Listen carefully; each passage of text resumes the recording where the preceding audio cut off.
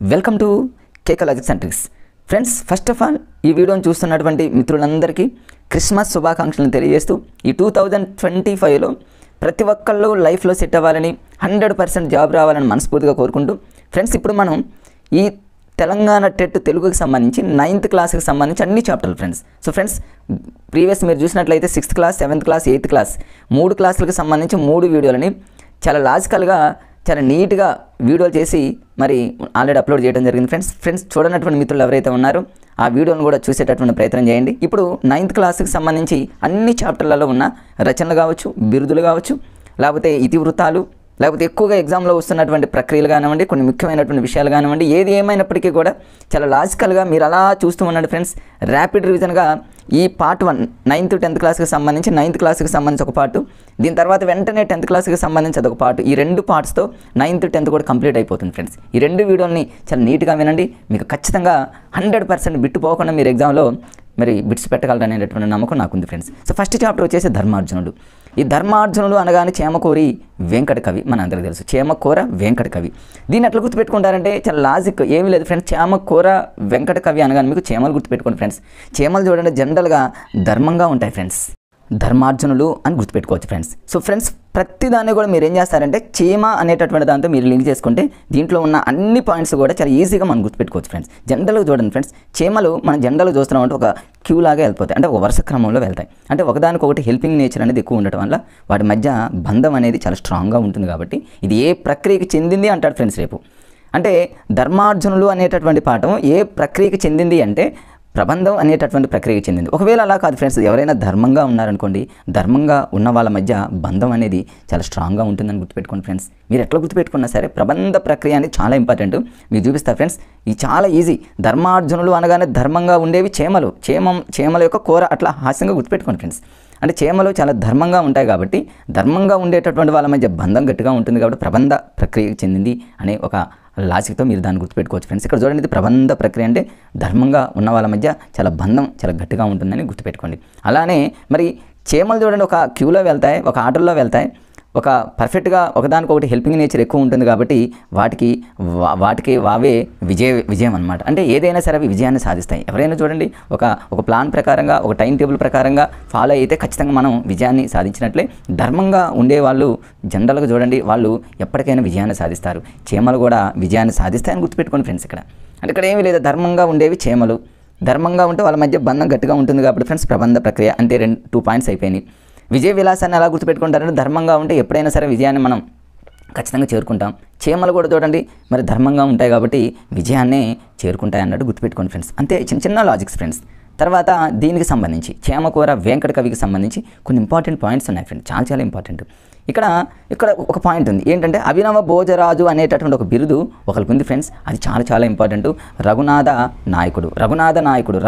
నాయకుని యొక్క బిరుదు అభినవ భోజరాజు ఫ్రెండ్స్. మరి అభినవ భోజరాజు అనే బిరుదు చేమకూరి వెంకట కవికి సంబంధించింది కాదు, మనందరికీ తెలుసు ఫ్రెండ్స్. చేమకూర వెంకట కవికి సంబంధించి చేమలకు సంబంధించి 2 రచనలు ఉన్నాయి, అవి 2 చెప్తాను, చాలా హాస్యంగా అయిపోతుంది. మరి ఇక్కడ అభినవ భోజరాజు అనేటటువంటి బిరుదు ఎవరికి సంబంధించిందో రేపు ఎగ్జామ్లో అడిగితే రఘునాథ నాయకుడు గుర్తుపెట్టుకోవాలి. ఎట్లా గుర్తుపెట్టుకుంటారంటే ఫ్రెండ్స్, రఘునాథ అనేటటువంటి పదంలో మీకు జూమ్ చేస్తా చూడండి ఫ్రెండ్స్. రఘునాథ అనేటటువంటి పదంలో నాద అని ఉంది కదా ఫ్రెండ్స్. నాద అంటే నాదుడు అంటే భర్తకి భార్య ఏం చేస్తుందంటే భోజనాన్ని వడ్డిస్తుందని గుర్తుపెట్టుకోండి ఫ్రెండ్స్. అంటే రఘునాథ అంటే నాదుడు నాద అనగలోనే ఇగో భోజనం చేయడానికి కూర్చున్నాడు అన్నట్టు మీ ఇష్టం ఎట్లయినా గుర్తుపెట్టుకోండి. మీకు ఒక లాజిక్ అనేది ఒకదానికి దీనికి చిన్న ఒక లాజిక్, మనం ఒక చిన్న లింక్ కనుక మనం దాన్ని యాడ్ చేసుకుంటే ఈజీగా గుర్తుపెట్టుకోవచ్చు ఫ్రెండ్స్. ఇక చేమలకు సంబంధించి 2 రచనలు ఉన్నాయి ఫ్రెండ్స్. ఒకటేమో సారంగధర అనేది ఎలా నేను గుర్తుపెట్టుకుంటారంటే చేమలు చూడండి ఫ్రెండ్స్, ఎప్పుడైనా పెద్ద సొరంగాల్లోకే వెళ్తుంటాయి కదా ఫ్రెండ్స్. సారంగా అనేటటువంటి పదాన్ని మీరు సొరంగం అని గుర్తుపెట్టుకోండి. సొరంగం అంటే ఏంటంటే లోపల పుట్ట లోపలికి అంటూ ఉంటాం కదా మనం తెలంగాణ కానీ ఆంధ్ర లాంగ్వేజ్లో కానీ మన జనరల్గా సొరంగం అంటే చేమల లోపలికి అట్లా గుర్తుపెట్టుకోండి ఫ్రెండ్స్. సారంగధర అనగా సొరంగం అని గుర్తొస్తే ఆటోమేటిక్గా చేమలు గుర్తొస్తే, చేమలు వస్తే చేమకూర అయిపోతుంది ఫ్రెండ్స్. ఇట్లా అదొక దాన్ని గుర్తుపెట్టుకోండి. నెక్స్ట్ ఇంకొక ఇంపార్టెంట్ బిట్ ఉంది ఫ్రెండ్స్. ఇక్కడ విజయ విలాసం అనేది రచన కూడా చేసింది ఎవరంటే చేమకూర. ఇప్పుడు చేమలు ఇంతకుముందు ఫస్ట్లోనే చెప్పాను ఫ్రెండ్స్, చేమలు ఎప్పుడైనా సరే విజయాన్ని సాధిస్తాయి. ఎందుకంటే ఒక ప్లాన్ ప్రకారంగా ఒక క్యూ లాగా వెళ్తాయి కాబట్టి విజయ విలాసం, విజయం అనగానే చేమలు గుర్తు రావాలి ఫ్రెండ్స్. స్వరంగం, సారంగం అనగానే చేమలు గుర్తు రావాలి. భోజనం అనగానే మనకు ఆటోమేటిక్గా నాదులు గుర్తొస్తాయి, రఘునాథ అట్లా అనమాట. అంతే, అంతకంటే ఏమీ లేదు ఫ్రెండ్స్. ధర్మార్జునులకు సంబంధించి జస్ట్ హాస్యంగా అలా లాజిక్గా కొన్ని గుర్తుపెట్టుకోండి. ధర్మంగా ఉంటే వాళ్ళ మధ్య ప్రక్రియ గుర్తుపెట్టుకోండి ఫ్రెండ్స్. బంధం గట్టిగా ఉంటుంది అన్నట్టు జస్ట్ అట్లా హాస్యంగా ర్యాపిడ్గా గుర్తుపెట్టుకోండి ఫ్రెండ్స్. నెక్స్ట్ సెకండ్ లెసన్, నేను ఎరిగిన బూర్గుల. బూర్గుల అనగానే బూర్గులకు సంబంధించి చాలా ఫేమస్ బిట్లు ఉన్నాయి ఫ్రెండ్స్. నేను ఎరిగిన బూర్గుల అనేది ఒకసారి ఎగ్జామ్లో అడిగాడు ఫ్రెండ్స్. తెలంగాణకు సంబంధించి టెట్కి సంబంధించి ఒక సెషన్లో అడిగాడు. నేను ఎరిగిన బూర్గుల అనేటటువంటిది ఏ ప్రక్రియకి చెందింది అని అడిగాడు ఫ్రెండ్స్. ఏ ప్రక్రియకి చెందిందంటే వ్యాసము అనేటటువంటి ప్రక్రియకి. ఇక్కడ నేను ఎరిగిన బూర్గుల అనేటటువంటి పదంలో ఫ్రెండ్స్ నేను అనేటటువంటి పదాన్ని నేను తీసుకుంటే ఒకసారి ఫ్రెండ్స్ మా పాఠశాలలో నేనేం చేశానంటే ఫ్రెండ్స్ పివి నరసింహారావు గురించి ఒక వ్యాసాన్ని రాయమని పిల్లలకి ఇచ్చాను. పిల్లలందరూ పివి నరసింహారావు గురించి అద్భుతంగా రాశారు ఫ్రెండ్స్. పివి నరసింహారావు అంటే పాములపర్తి వెంకట నరసింహారావు అని. పివి నరసింహారావు బహుభాషావేత్త, 17 భాషల్లో అద్భుతంగా మాట్లాడగలడని. పివి నరసింహారావు భారతదేశానికి ప్రధానమంత్రిగా పనిచేశారని. పివి నరసింహారావు భారతదేశం యొక్క ఆర్థిక సంస్కరణల పితామహుడు అని. ఇట్లా పిల్లలు రకరకాలైనటువంటి వ్యాసాల రూపంలో రాయటం జరిగింది. అంటే హాస్యంగా ఫ్రెండ్స్ ఇదంతా. అంటే నేను ఎరిగిన అనగానే నేను అనే పదాన్ని తీసుకుంటే నేను ఒక పిల్లలకి ఒక వ్యాసం ఇచ్చా కాబట్టి ఇది వ్యాస ప్రక్రియకి చెందింది అనేటటువంటి దాన్ని గుర్తుపెట్టుకోవడానికి అదొక లాజిక్ ఫ్రెండ్స్. ఇక మిగతాదంతా కూడా మనం పిల్లలు ఈ విధంగా రాశారు, అవన్నీ కూడా జనరల్గా మనకు తెలిసినాయి ఫ్రెండ్స్. పివి నరసింహారావుకి సంబంధించి కష్టమైన ఏముండవు, అన్నీ ఈజీగానే ఉంటాయి. పివి నరసింహారావు భారతదేశ ప్రధానిగా పనిచేశాడు. బహుభాషావేత్త, అంటే 17 భాషల్లో మరి నిష్ణాతుడు, అవలీలగా మరి మాట్లాడగలిగినటువంటి మరి చాలా గొప్ప వ్యక్తి పివి నరసింహారావు. భారతదేశం యొక్క ఆర్థిక సంస్కరణల పితామహుడు కూడా పివి నరసింహారావు. పివి నరసింహారావు యొక్క రాజకీయ గురువు ఎవరంటే, ఎవరి యొక్క రాజకీయ గురువు అంటే స్వామి రామానంద తీర్థ. స్వామి రామానంద తీర్థ ఇది చాలా ఇంపార్టెంట్ ఫ్రెండ్స్. ఇది ఒకసారి టెట్లో ఒక సెషన్లో అడిగాడు తెలంగాణలో. ఎవరి యొక్క రాజకీయ గురువు అంటే స్వామి రామానంద తీర్థ. అది కూడా గుర్తుపెట్టుకోండి ఫ్రెండ్స్. పివి అంటే పాము కాబట్టి రాముడు అన్నాడు గుర్తుపెట్టుకోండి. స్వామి రాముడు, పాము కనిపిస్తే స్వామికి దండం లాగా మనం పెడుతూ ఉంటాం కదా ఫ్రెండ్స్. అట్లా ఏదో కొన్ని అట్లా జస్ట్. ఇక పివి నరసింహారావు గురించి అందరికీ తెలియదు ఏమీ లేదు కాబట్టి దాని గురించి ప్రతిదానికి మన కోర్స్ అవసరం లేదు కాబట్టి అలా. కాకపోతే ఇది వ్యాస ప్రక్రియకి చెందింది అనేది గుర్తుపెట్టుకోండి ఫ్రెండ్స్. పిల్లలకి ఇస్తే వ్యాసాల రూపంలో రాశారు అద్భుతంగా. మీకు నా మాటలు కొంచెం అన్న గుర్తొచ్చి 4 ఆప్షన్లో పెడతారు, మిస్ చేయరు అనేటటువంటి ఆలోచనతోనే ఇంతగా నొక్కి చెప్తున్నా ఫ్రెండ్స్. నెక్స్ట్ పివి నరసింహారావు గురించి ఇంకా కొన్ని ఉన్నాయి జనరల్గా ఉన్నటువంటి బిట్స్. కానీ ఒక్కొక్కసారి కన్ఫ్యూజ్ అయ్యి ఎక్కడైతే కన్ఫ్యూజ్ అవుతామో వాటికి నేను చిన్న లాజిక్స్ అక్కడ అప్లై చేస్తాను ఫ్రెండ్స్. మీరు చూడండి. ఇక పివి నరసింహారావు బహుభాషావేత్త అన్నాను. ఎన్ని భాషలు ఉంటేనో 17. ఎన్ని భాషలు అనేటటువంటి పదం కూడా అడిగేటటువంటి ఛాన్సెస్ ఉంది కాబట్టి 17 అని గుర్తుపెట్టుకోండి. మరి పివి నరసింహారావు కాకతీయ అనే పత్రికను నేను అంతకుముందు మీకు చెప్పా ఫ్రెండ్స్. కాకతీయలో కాకి అని గుర్తుపెట్టుకుంటే పివి నరసింహారావులో పాములు పత్రిక కాబట్టి పాము అని గుర్తుపెట్టుకోండి. కాకిని పాముని లింక్ చేసుకుంటే కాకతీయ పత్రిక అనుకోని కాకి గుర్తొస్తే పాము గుర్తొస్తుంది కాబట్టి పాముల పత్రిక. అట్లా గుర్తుపెట్టుకోండి ఫ్రెండ్స్. తర్వాత ఇక విశ్వనాథ సత్యనారాయణ గారు రాసినటువంటి 1000 పడగలు. ఒకవేళ అది జనరల్గా తెలుసు, ఇంకా మనకు కన్ఫ్యూజ్గా ఉంటే మ్యాథ్స్ స్టూడెంట్స్ ఎవరన్నా. మరి ఇక్కడ విశ్వనాథ సత్యనారాయణలో వి అంటే వా అనే పదం పలుకుతుంది. 1000 పడగల్లో వా ఉంది కాబట్టి రెండింటికి వాతో అయినా అది పెద్ద కష్టమేం కాదు, ఈజీనే. మరి ఈ పివి నరసింహారావు ఏం చేశారు, ఈ విశ్వనాథ సత్యనారాయణ గారు రాసినటువంటి 1000 పడగలను హిందీలోకి పివి నరసింహారావు గారు ఏ పేరుతో దాన్ని రాయటం జరిగిందంటే సహస్రఫన్ అనేటటువంటి పేరుతో. అట్లా అంటే 1000 పడగలను రాసిందేమో విశ్వనాథ సత్యనారాయణ గారు అయితే దాన్ని హిందీలోకి ట్రాన్స్లేషన్ చేసినటువంటి వ్యక్తి పాములపర్తి వెంకట నరసింహారావు గారు. ఏ పేరుతో అంటే ఫ్రెండ్స్ సహస్రఫన్ అని గుర్తుపెట్టుకోండి. సహస్ర అనేటటువంటి పదంతో మీరు దాన్ని గుర్తుపెట్టుకోండి ఫ్రెండ్స్. తర్వాత నెక్స్ట్ ఇంకా మన పివి నరసింహారావు గారు రాసిన ప్రసిద్ధికెక్కినటువంటి ఒక నవల ఉంది ఫ్రెండ్స్. అది ఏంటంటే ది ఇన్సైడర్, లోపల మనిషి అన్నట్టు ఇన్సైడర్. తర్వాత పన్లక్షత్ కొన్గతో అనేటటువంటి మరాఠీ పుస్తకాన్ని తెలుగులోకి అబలా జీవితంగా మరి అనువాదం చేయడం జరిగింది ఫ్రెండ్స్. వీటిని కొంచెం చాలా జాగ్రత్తగా లాజిక్గా గుర్తుపెట్టుకోవచ్చు ఫ్రెండ్స్. ఎలా అంటే ఇక్కడ లక్షత్ కొన్గతో అనేటటువంటి పదంలో మీరు అంటే పన్ను అని తీసుకోండి ఫ్రెండ్స్. టీత్. ఈ పన్ను ఎవరి యొక్క పన్ను అంటే ఫ్రెండ్స్ ఒక అబల యొక్క పన్ను అని గుర్తుపెట్టుకోండి. ఎందుకంటే ఏమన్నా ఇప్పుడు ఏ లాంగ్వేజ్లో ఏ పుస్తకం అనేది అంతగా అడిగేటటువంటి అవకాశం ఉండకపోవచ్చు. కానీ పన్లక్షత్ కొన్గతో అనేటటువంటి మరాఠీ పుస్తకాన్ని తెలుగులో దేంట్లోకి అని అడిగేటటువంటి ఛాన్సెస్ ఉంటుంది. కాబట్టి మనం కన్ఫ్యూజ్ కాకుండా ఉండటానికి పన్ను అంటేనేమో ఎవరి యొక్క పన్ను అంటే అబల. ప్రతిదాన్ని చాలా జాగ్రత్తగా చదువుకోండి ఫ్రెండ్స్. టైం ఉన్నప్పుడు చదువుకోవాలి, లాజిక్గా చదువుకోవాలి. ఇప్పుడు లైఫ్లో మనం మర్చిపోం. అబల యొక్క పన్ను. అదే విశ్వనాథ సత్యనారాయణ 1000 పడగలు సహస్ర అంటేనే 1000 కదా ఫ్రెండ్స్, అందులో పెద్ద కన్ఫ్యూజింగ్ కదా. సహస్ర అంటేనేమో 1000 పడగలు అనగానే మనకు సహస్ర అనేటటువంటిది గుర్తొస్తుంది. నో డౌట్ అక్కడ మనకు కన్ఫ్యూజ్ ఏం లేదు. ఎవరి యొక్క పన్ను అంటే అబల యొక్క పన్ను. జనరల్గా ఒకసారి అలా చదువుకొని ఏదో మనం అలా ఒకసారి ఇమాజ్ చేసుకున్నట్లయితే ఫ్రెండ్స్ ప్రతిదీ చాలా ఈజీగా ఎగ్జామ్లో క్యాచ్ చేయొచ్చు. ఇది పాములపర్తి వెంకట నరసింహారావు గారికి సంబంధించినటువంటి మరి important points friends. Next lesson వచ్చేసి వలస కూలి. చూడండి, దీని మీద ఎప్పుడు రెగ్యులర్గా అడుగుతున్నటువంటి బిట్స్ ఫ్రెండ్స్. ఏ సెషన్ అయినా చూసుకోండి, గతంలో జరిగిన టెట్లో గుర్రం జాషువా గారికి మీద ఎంత రెగ్యులర్గా అయితే బిట్ ఇచ్చాడో, రేపు వలస కూలి డాక్టర్ ముకురాల రామారెడ్డి గారికి సంబంధించి వలస కూలి మీద ఖచ్చితంగా బిట్ వస్తుంది. నో డౌట్ ఫ్రెండ్స్, ప్రతి పాయింట్ని చదవాల్సిందే. గుర్రం జాషువా గారి గురించి ప్రతి పాయింట్ చదవాలి, ఖచ్చితంగా బిట్ వస్తుంది. ఈ వలస కూలికి సంబంధించి ముకురాల రామారెడ్డి గారి గురించి కూడా పర్ఫెక్ట్గా చదవండి ఫ్రెండ్స్. ప్రతి పాయింట్ని లాజిక్గా చదవండి. కొన్ని ఉంటాయి, వాటిని వదిలేటటువంటి పరిస్థితి. ఇక్కడ ఫ్రెండ్స్ డాక్టర్ ముకురాల రామారెడ్డిలో ముకురాల అనేటటువంటి పదంలో ముక్కు అనే పదం తీసుకోండి ఫ్రెండ్స్. హాస్యంగా అంతే ఫ్రెండ్స్, హాస్యం కోసమే మనకు 4 ఆప్షన్లో మనం కరెక్ట్గా ఆన్సర్ పెట్టడానికి మనం తీసుకునేటటువంటి హాస్యంతో కూడుకున్నటువంటి లాజిక్సే. ముకురాల అనగా ముక్కని తీసుకోండి ఫ్రెండ్స్. ముక్కు ఎవరు ముక్కు అంటే తెలంగాణలో కేసీఆర్ ముక్కు అనుకోండి, ఏదో హాస్యంగా అంతే ఫ్రెండ్స్. కేసీఆర్ ముక్కుకి సంబంధించి మనం ఇవన్నీ క్యాచ్ చేసుకోవచ్చు. అన్ని పదాలు వచ్చేస్తాయి ఫ్రెండ్స్. ఎట్లా అనేది చూడండి. ముకురాల అనగలోనే కేసీఆర్ ముక్కు అనుకుంటే ఏదో హాస్యంగా అన్నిటికీ ఆన్సర్లు వచ్చేస్తాయి. ఎలా అంటే ఇప్పుడు ఫస్ట్ ఏ ప్రక్రియకి చెందింది ఈ వలస కూలీ అనేది ఏ ప్రక్రియకి చెందిందో ఫస్ట్ చూద్దాం ఫ్రెండ్స్. జనరల్గా చూడండి ఫ్రెండ్స్, కూలీలు ఏదైనా పనికి వెళ్ళినప్పుడు అప్పుడప్పుడు ఏమవుతాయంటే వాళ్ళకి గాయాలు అవుతూ ఉంటాయి కదా ఫ్రెండ్స్. గాయాలు అవుతాయి కాబట్టి ఇది గేయ ప్రక్రియకి చెందిందని గుర్తుపెట్టుకోండి. గేయం అనగానే గాయం అని గుర్తుపెట్టుకుంటే వలస వెళ్తూ ఉన్నటువంటి కూలీలు దెబ్బలు తగులుతూ ఉంటాయి కాబట్టి గాయం అని గుర్తుపెట్టుకోండి, సరిపోతుంది ఫ్రెండ్స్. తర్వాత ఇక్కడ చాలా ఇంపార్టెంట్ బిట్ ఉంది సుద్దాల హనుమంతుకు సంబంధించి. ఇది ఒకసారి సెషన్లో అడిగాడు ఫ్రెండ్స్. ఏమని అడిగాడంటే డైరెక్ట్గా ఇట్లా ఇస్తాడు, ఒక 2-3 లైన్స్ అని ఇస్తాడు. ఊరిలో నీకిల్లు లేదు, ఊరి వెలుపల పొలము లేదు, కూలి నిర్ణయం మింతని లేదు, కూలి పని స్థిరమైనది కాదు. ఇట్లా ఇవన్నీ ఇచ్చి ఈ ఊరికి సంబంధించి, పల్లెటూరికి సంబంధించి, పొలాలకు సంబంధించి, కూలీలకు సంబంధించి ఇట్లాంటి పదాలు ఇస్తే అది జనరల్గా మనం క్యాచ్ చేయొచ్చు ఫ్రెండ్స్. సుద్దాల హనుమంతుకు సంబంధించి మనకు తెలుసు పల్లె పాటలు, పిల్ల పాటలు ఇవన్నీ మనకు తెలుసుగా ఫ్రెండ్స్. సుద్దాల హనుమంత్ అనగానే కొన్ని జనరల్గా మన పల్లెటూరికి సంబంధించినటువంటి పల్లె పాటలు, పిల్ల పాటలు ఇట్లా మనం కొన్ని వస్తుంటాయి కాబట్టి ఈజీగా దాన్ని మనం గుర్తుపెట్టుకోవచ్చు ఫ్రెండ్స్. ఇప్పుడు గేయం తర్వాత ఇంకా ఇక్కడ చూడండి ఫ్రెండ్స్, దీని మీదనే ఎన్నిసార్లు ఎగ్జామినర్ బిట్స్ ఇచ్చాడు ఫ్రెండ్స్.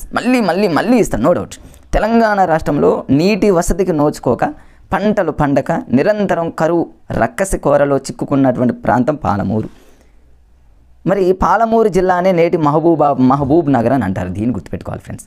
పాలమూరు జిల్లానే ఈరోజు ఏమంటున్నాం అంటే మనం మహబూబ్ నగర్ అంటున్నాం. మహబూబ్ నగర్ అనగానే మనకు మరి అక్షరాస్యతలో వెనకబడినటువంటి గ్రామం మనందరికీ తెలుసు. మరి రీసెంట్గా తెలంగాణకు సంబంధించి ఈ మధ్యకాలంలో గ్రూప్ 2 రెండిట్లో అడిగినటువంటి బిట్ దీని మీద ఎక్కడ అడిగాడు ఫ్రెండ్స్. మొన్న తెలంగాణలో గ్రూప్ 2 అంతకుముందు గ్రూప్ 3 జరిగింది. అత్యధికంగా పేదరికంలో ఉన్నటువంటి 2 జిల్లాలని గ్రూప్ 3లో ఇచ్చాడు, గ్రూప్ 2లో ఇచ్చాడు. ఒకటి ఖమ్మం, రెండోది మహబూబ్ నగర్. ఇది ఆప్షన్. అంటే అతి పేదరికంతో ఉన్నటువంటి జిల్లా, అక్షరాస్యతలో వెనుకబడినటువంటి జిల్లా మన పాలమూరు, మహబూబ్ నగర్ జిల్లా. గుర్తుపెట్టుకోండి ఫ్రెండ్స్. దీన్ని ఎట్లా గుర్తుపెట్టుకుంటారంటే మహబూబ్లో బూబ్ అని ఉంది, పాలమూరులో పాలు అనే పదం తీసుకుంటే పాలు, బూబ్ అంటే బువ్వ అనుకోండి. తెలంగాణలో బువ్వ అంటే అట్లా ఏదో పాలు బువ్వ అన్నట్టు. అయినా తెలుసు పాలమూరు అనగానే మహబూబ్ నగర్ తెలుసు. ఒకవేళ మ్యాథ్స్ వాళ్ళకి ఇప్పుడే ప్రిపేర్ అవుతున్నటువంటి మిత్రులు ఎవరైతే ఉన్నారో టైం లేదన్న టైంలో ఇట్లా బువ్వ పాలు గుర్తుపెట్టుకుంటే పాలమూరు జిల్లాని నేడు మహబూబ్ నగర్ అని పిలుస్తున్నారు అనేటటువంటి విషయాన్ని గుర్తుపెట్టుకోండి. మరి బతుకు భారాన్ని మోస్తూ కాలాన్ని వెళ్ళదీయక బతకడానికి వలసపోవడం అక్కడ కూలీలకు పరిపాటి. 1977 ఈ పాయింట్ మీదనే లాస్ట్ టైం అడిగాడు ఫ్రెండ్స్. అందుకని మీకు అంత ప్రత్యేకంగా దీన్ని మీకు స్టెచ్ చేస్తాను. అడిగాడు, ఎగ్జామ్లో అడిగాడు, మళ్ళీ ఇస్తాడు ఫ్రెండ్స్. ఇంకా చూడండి మిత్రులు ఉంటే దీన్ని చూడండి క్షుణ్ణంగా. వీటినే ఒక 4 ఆప్షన్లో ఇచ్చేసేటటువంటి అవకాశం ఉంది. 1977లో 2 సార్లు 7 సార్లు అని గుర్తుపెట్టుకోండి ఫ్రెండ్స్. 2 times 7 సార్లు పాలమూరు, మహబూబ్ నగర్ జిల్లా వలస కూలీలు. తూర్పు తీర ప్రాంతానికి వలస వెళ్ళిన కొందరు పాలమూరు కూలీలు అక్కడ వచ్చినటువంటి తుఫానుకి గురయ్యి తిరిగి రాలేదని, వాళ్ళు ఎక్కడికో వెళ్ళిపోయి ఎక్కడున్నారో తెలియదని, జాడ తెలియనప్పుడు కవి హృదయంలో కలిగినటువంటి ఆవేదన ఇది. చూడండి పాపం, వలస కూలీలు అంటేనే ఇక్కడ పని దొరకనప్పుడు వేరే చోటకి పోయి అక్కడ వాళ్ళు ఇంటికి రానప్పుడు ఆ ఇంటి దగ్గర ఉన్న వాళ్ళు ఎంత బాధపడతారనేది ఆ కవికి కలిగినటువంటి ఆవేదనతో ఎంత అద్భుతంగా రాశాడు ఫ్రెండ్స్. ఇది ఏ జిల్లా అంటాడు ఫ్రెండ్స్? మహబూబ్ నగర్ జిల్లా. గుర్తుపెట్టు, మహబూబ్ నగర్. అత్యధికంగా తెలంగాణలో పేదరికంగా ఉన్నటువంటి జిల్లాలు ఖమ్మం, మహబూబ్ నగర్ అని ఇచ్చాడు ఫ్రెండ్స్. న్యూ అప్డేట్ అది. పాలమూరు జిల్లా అనే పాలు అనే పదాన్ని బూబ్ అంటే బువ్వ అనేటటువంటి పదంతో గుర్తుపెట్టుకోండి. అంతే ఫ్రెండ్స్. ఇందులో ఏమైతే దెబ్బలు తగులుతాయి కాబట్టి గాయం అంటే గేయం అనే ప్రక్రియకి చెందిందని గుర్తుపెట్టుకోండి. అంతకంటే అవసరం లేదు. రైట్, గేయ ప్రక్రియకి చెందింది, అంతవరకు బాగానే ఉంది.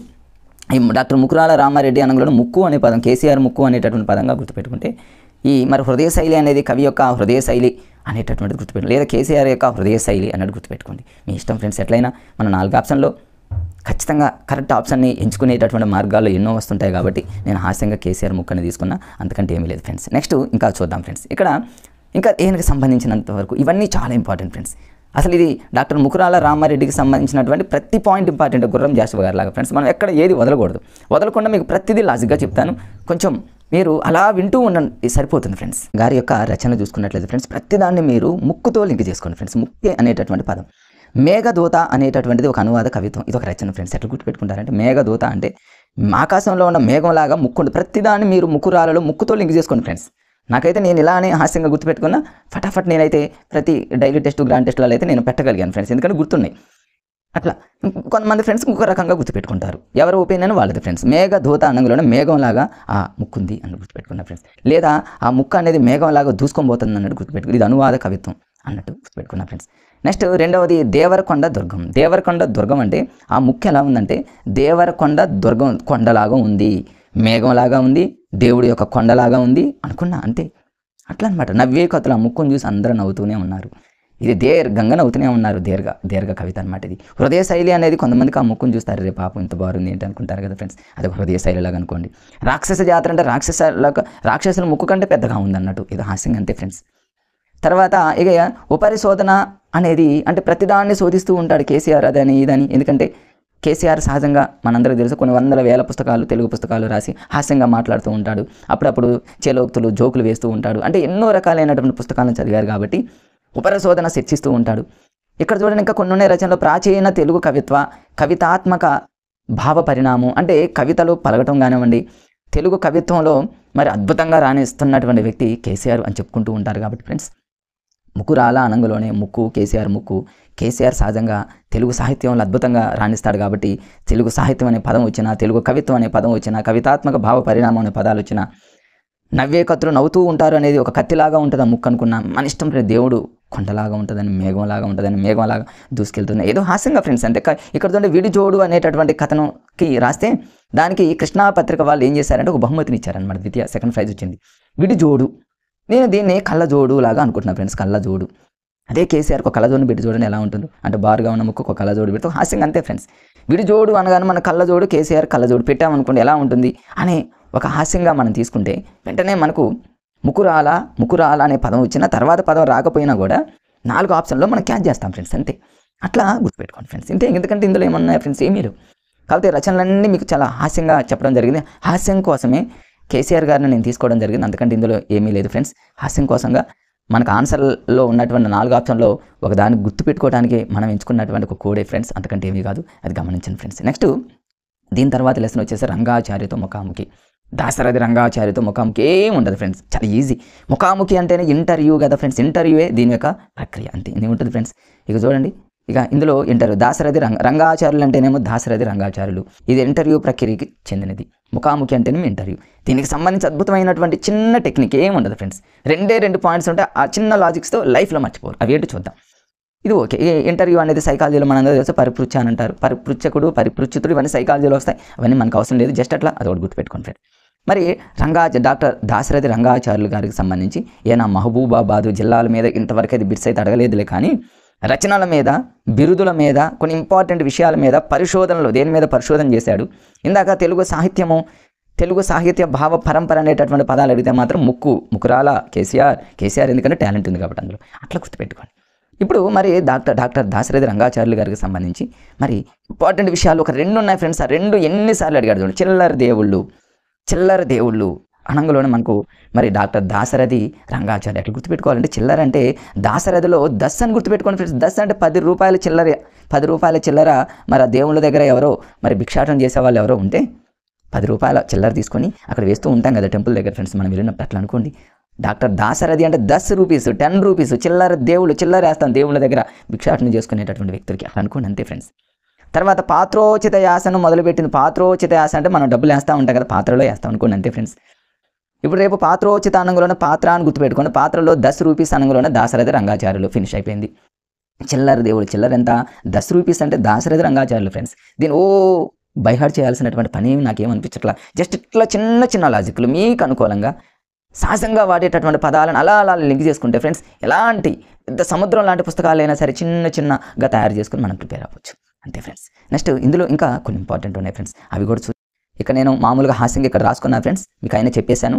మరి ఈయనకు సంబంధించి ఒక ఫేమస్ బిట్ ఏంటంటే తెలంగాణ జనజీవనం రైతాంగ పోరాటం వంటి మరి అంశాల మీద వాటి మీద కూడా రచనలు చేశాడు. అంటే తెలంగాణ సాయుధ రైతాంగ పోరాటం అనేది చాలా ఇంపార్టెంట్ ఫ్రెండ్స్. దాని మీద ఆల్రెడీ మీరు వినే ఉంటారు. ఖచ్చితంగా బిట్ అడుగుతాడు ఫ్రెండ్స్, ఇయరేం అడగలే కానీ కొన్ని అలాంటి వాటి మీద అప్పుడప్పుడు ఫోకస్ పెట్టండి. అయినప్పటికీ గుర్తుపెట్టుకోండి 1946 అదేవిధంగా 51 మధ్యలో జరిగినటువంటి తెలంగాణ సాయుధ రైతాంగ పోరాటం అనేది చాలా చాలా ఫేమస్ రైతాంగ పోరాటం. ప్రతి ఒక్కరు అందులో పార్టిసిపేట్ చేశారు, ఎంతోమంది చనిపోయారు. ఆ ఇయర్ ఒకటి గుర్తుపెట్టుకోండి 1946 and 51. ఎప్పుడన్నా వస్తుంది మనకి ఫ్రీడమ్ కంటే ముందు 1 year బిఫోర్ అలా గుర్తుపెట్టుకోండి ఫ్రెండ్స్. అంతే. సార్వత్రిక ఎలక్షన్లు జరగడానికి 52 కంటే ముందు ఒక 1 year 51 అట్లా లాజిక్గా గుర్తుపెట్టుకొని సరిపోతుంది ఫ్రెండ్స్. ఇంతే. ఎందుకంటే ఇందులో నాకేమీ అనిపించలేదు ఫ్రెండ్స్, అన్ని చిన్న బిట్లే. 10 రూపీస్ ఒకటి గుర్తుపెట్టుకుంటే 10 అంటే చిల్లర, అంతే. ఎందుకంటే ఏం లేదు ఫ్రెండ్స్, దాని జోలికి నేను ఏమి వెళ్ళను. తర్వాతకి చిల్లర దేవుళ్ళు ఇది కొంచెం ఉన్నాయి, వాటిని నేను ఏదో అండర్లైన్ చేశాను. ఇవన్నీ ఏం అవసరం లేదు ఫ్రెండ్స్. నెక్స్ట్ లెసన్ చూద్దాము. శతకం. మళ్ళీ శతకాలు వచ్చేసినాయి. శతకాలు చూడండి ఫ్రెండ్స్, అన్ని క్లాసుల నుంచి రిపీటెడ్గా వస్తున్నాయి కదా ఫ్రెండ్స్. ఈ శతకాల మీద 9th 10th ఉన్నాయి, అన్నీ ఉన్నాయి. ప్రతిదాన్ని కూడా ఇంతేనా అన్నట్టు మనం ప్రతి వీడియోలో చేసుకుంటూ వస్తున్నాం. మరి మిత్రులు గమనించిన ఆల్రెడీ 6th 7th 8th 3 క్లాసులకు సంబంధించి అన్నింటినీ అద్భుతంగా తయారు చేసి వీడియో రూపంలో పెట్టాను. ఇంకా చూడనటువంటి మిత్రులు చూడండి ఫ్రెండ్స్, చాలామంది చూస్తున్నారు. చూశారంటే ఆ వీడియోలో ఖచ్చితంగా మీకు ఏదో ఒక టైంలో ఖచ్చితంగా మీకు యూజ్ అవుతాయి ఫ్రెండ్స్. శతక మధురిమ ఇది శతక ప్రక్రియకి చెందింది. అది అంతే ఉండదు. ఫస్ట్ శతకం చూద్దాం ఫ్రెండ్స్. సర్వేశ్వర శతకం. అందులోనే ఉంది కదా సర్వేశ్వర అంటే సర్వం ఈశ్వర. సర్వం ఈశ్వర అనగులోనే యథావాకులు అన్నమయ్య అని గుర్తుపెట్టుకో. యథావాకులు అంటే యథావాకులు, యథావిధిగా వాక్కులు అన్నట్టు గుర్తుపెట్టుకోండి. అంటే సర్వం ఈశ్వరుడు ఎక్కడైతే ఉంటారో అక్కడ వాక్కులు ఎక్కువగా ఉంటాయి అనేటటువంటి ఒక లాజిక్తో అట్లా గుర్తుపెట్టుకోండి. అంతకంటే ఏమి లేదు ఫ్రెండ్స్. శ్రీకాళహస్తీశ్వర శతకం అనగులో దూర్జటి. శ్రీకాళహస్తీశ్వర అనగులోనే మనందరికీ తెలుసు అది ఎంత దూరంలో ఉంది ఫ్రెండ్స్. శ్రీకాళహస్తీశ్వరి అంటేనే అంతకుముందు కాళ్ళు దూరం అన్నట్టు గుర్తుపెట్టుకోండి. లేదా శ్రీకాళహస్తీశ్వర అనేటటువంటిది చాలా దూరంలో ఉన్నటువంటి మరి పుణ్యక్షేత్రం కాబట్టి చాలా దూరం కాబట్టి దూర్జటి అయినా తెలుసు. అది పెద్ద కష్టమేం కాదు. దీనికి సంబంధించి ఒక 2 పాయింట్స్ ఇంపార్టెంట్ ఉన్నాయి ఫ్రెండ్స్. అవి కూడా మరి ఇక్కడ చూడండి ఫ్రెండ్స్. రాజులు మత్తులు వారి సేవ నరక ప్రాయం అన్నది దూర్జటి. అంటే దూర్జటి అంటే దూరంగా ఎవరైతే దూరంగా ఉంటారో అంటే కొండ ప్రాంతాలలో కానీ గుట్ట ప్రాంతాలలో కానీ ఎవరైతే దూరంగా ఉంటారో రాజులు మత్తులు వారి సేవ నరక ప్రాయము మత్తులో ఉంటారు, వాళ్ళంతా నరకాన్ని అనుభవిస్తారు అన్నట్టు గుర్తుపెట్టుకుంటే దగ్గరలో ఉంటే మరి అందరూ కలిసిమెలిసి ఉంటారు కాబట్టి హ్యాపీగా ఉంటారు. దూరంగా ఉంటే అట్లా హాస్యంగా అంతే ఫ్రెండ్స్. తర్వాత శ్రీకృష్ణదేవరాయలు అంటే అతులిత మాధురి మహిమ. అంటే శ్రీకృష్ణుడు అప్పుడప్పుడు మహిమలన్నీ చూపిస్తూ ఉంటాడు కదా, అటు ఇటు రకరకాలుగా మహిమలు చూపిస్తాడు కాబట్టి అది శ్రీకృష్ణదేవరాయలు అన్న పదం నేను ఎన్నో రకాలైనటువంటి వీడియోలో ఆ పదం చెప్పడం జరిగింది ఫ్రెండ్స్. అంతకంటే ఏమీ లేదు ఇక్కడ. తర్వాత మల్ల భూపాలయం నీతి శతకం ఫ్రెండ్స్. ఇది ఎలకూచి బాల సరస్వతి. ఒక చిన్న లాజిక్ ఇది. మల్ల భూపాలయం అనగానే ఎలకూచి బాల సరస్వతి, బాలురకి చిన్న పిల్లలకి అక్షరాభ్యాసం చేసే ప్లేస్ సరస్వతీదేవి ఫ్రెండ్స్. అది ఎక్కడుందంటే భూపాలయం అంటేనేమో ఈ భూమి మీదనే కదా ఫ్రెండ్స్. భూమిని పాలించేటటువంటిది ఈ భూమిని మీద ఉన్నటువంటి మరి బాల సరస్వతిని మనం అట్లా హాస్యంగా గుర్తుపెట్టుకోవడానికి ప్రయత్నం చేయండి ఫ్రెండ్స్. మల్ల భూపాలయం అంటే ఈ భూమి మీద మరి సరస్వతీదేవి అనేది చాలా గొప్ప దేవత కాబట్టి, పిల్లలకి చాలా ఇష్టమైనటువంటి దేవత కాబట్టి అట్లా దాన్ని ఆ రకంగా మీరు లింక్ చేసుకొని గుర్తుపెట్టుకోవడానికి ప్రయత్నం చేయండి ఫ్రెండ్స్. తర్వాత ఇంకొక నెక్స్ట్ శతకం ఏంటంటే ఫ్రెండ్స్ భాస్కర శతకం. భాస్కరుడు అంటే సూర్యుడు కదా, సూర్యుడు ఎప్పుడు కూడా మారడు, ఇప్పుడు ఒక చోటే ఉంటాడు కాబట్టి మారడు కాబట్టి మారదు వెంకయ్య. కొంచెం ఫాస్ట్గా వెళ్తున్నా ఫ్రెండ్స్, ఎందుకంటే కొన్ని మాత్రం ఇంపార్టెంట్ ఉన్నాయి. ఏది వదిలేటటువంటి ప్రయత్నం చేయొద్దు ఫ్రెండ్స్. ఎందుకంటే మనం ఎక్కడైతే ఇది మనకు వద్దులే అని అనుకుంటామో ఎగ్జామ్లో అక్కడే రెడీగా కూర్చొని బిట్టు ఇవ్వడానికి రెడీగా ఉంటారు. అరే మనం అది చదువుకుంటే పోయేది, అనవసరంగా మనం బిట్టు పోగొట్టుకున్నామే అని ఆ రోజు బాధపడే బదులు ఫ్రెండ్స్ కన్ఫ్యూజ్గా ఉన్న ఏరియా మనకు అవగాహన ఉంది కాబట్టి అక్కడే ఫోకస్ పెడుతున్నాం అంతే ఫ్రెండ్స్. ఉత్పలమాల. ఈ ఉత్పలమాల అనేటటువంటి శతకం చూడండి. ఉత్పలమాల, చంపకమాల, శార్దూలం, మత్తేపు అనగులోనే మనకి ఛందస్సుకి సంబంధించిన ఫ్రెండ్స్. మనందరికీ గుర్తున్నాయి కదా ఫ్రెండ్స్. ఉత్పలమాల, చంపకమాల, శార్దూలము, మత్తేవం, ఉపాచన, శమమసాని 10, 11, 13, 14 యతిస్థానాలని, 20, 21, 19, 20 అక్షరాలని, ఉపాచన, శమమసాని రకరకాలైన యమాతారజ బాణసలగమని ఛందస్సుకి సంబంధించి ఉత్పలమాల అనేది కూడా ఒక శతకం గుర్తుపెట్టుకోండి ఫ్రెండ్స్. దాన్ని మరి రచించింది ఎవరంటే ఆయనే ఉత్పల సత్యనారాయణాచార్య. కానీ అది అడిగాడు ఫ్రెండ్స్, ఒకసారి అడిగాడు.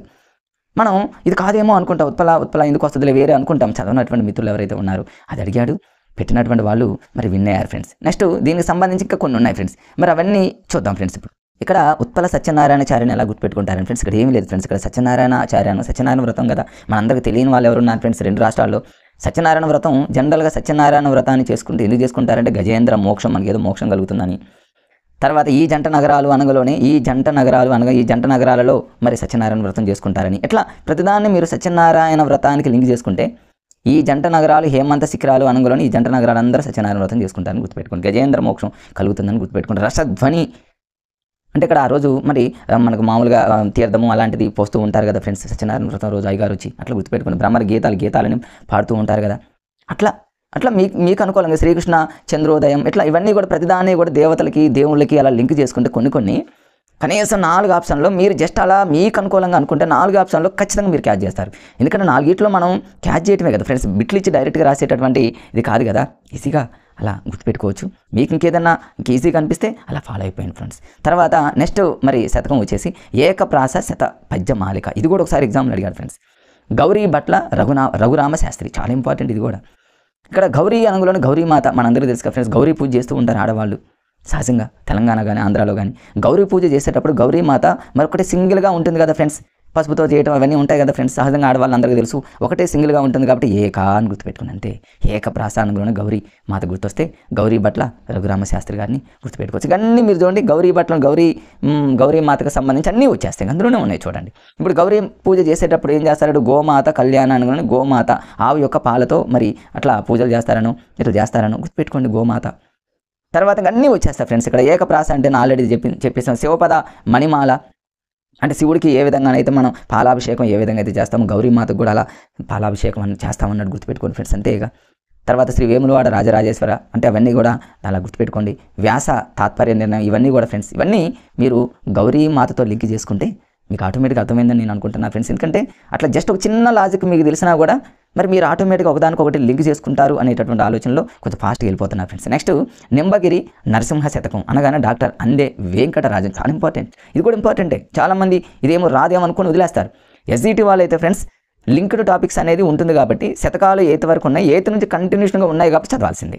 స్కూల్ అసిస్టెంట్ వాళ్ళైనా పండిట్స్ అయినా శతకాల మీద బాగా ఫోకస్ పెడుతున్నారు కాబట్టి నింబగిరి నరసింహ శతకం డాక్టర్ అందే వెంకటరాజు. ఎట్లా గుర్తుపెట్టుకుంటారంటే గిరి అని గుర్తుపెట్టుకోండి. ఇక్కడ గిరి, ఇక్కడేమో అందే అని గుర్తుపెట్టుకోండి. గిరి అంటే కొండను ఎవరైనా అందుకోగలరా ఫ్రెండ్స్? చాలా హైట్లో ఉంటుంది కదా, అదొక లాజిక్గా గుర్తుపెట్టుకోవచ్చు. ఇంకొకటి ఏంటంటే అందే అంటేనేమో అందేశ్రీ. తెలంగాణలో జై జై హే తెలంగాణ అనేటటువంటి సాంగ్ని రాసినటువంటి మరి గొప్ప వ్యక్తి ఎవరంటే అందేశ్రీ కదా ఫ్రెండ్స్. అందేశ్రీ కదా. ఎక్కడ పోయి రాశాడు అంటే ఎక్కడికో నింబగిరి, గిరి అంటే కొండ దగ్గరకు పోయి కొంచెం ప్రశాంతంగా కూర్చొని రాశాడని గుర్తుపెట్టుకోండి. ప్రతి దాన్ని ఇప్పుడు మీరు అందే అంటే అందేశ్రీతో లింక్ చేసుకుని అన్నీ వచ్చేస్తాయి. ఇది చూడండి ఫ్రెండ్స్, ప్రతి పాయింట్ వచ్చినట్టే. ఎట్లా అందేశ్రీతో మనం లింక్ చేసి గుర్తుపెట్టుకోండి. అందేశ్రీ అనేటటువంటి కవి కాబట్టి కవి శిరోమణి.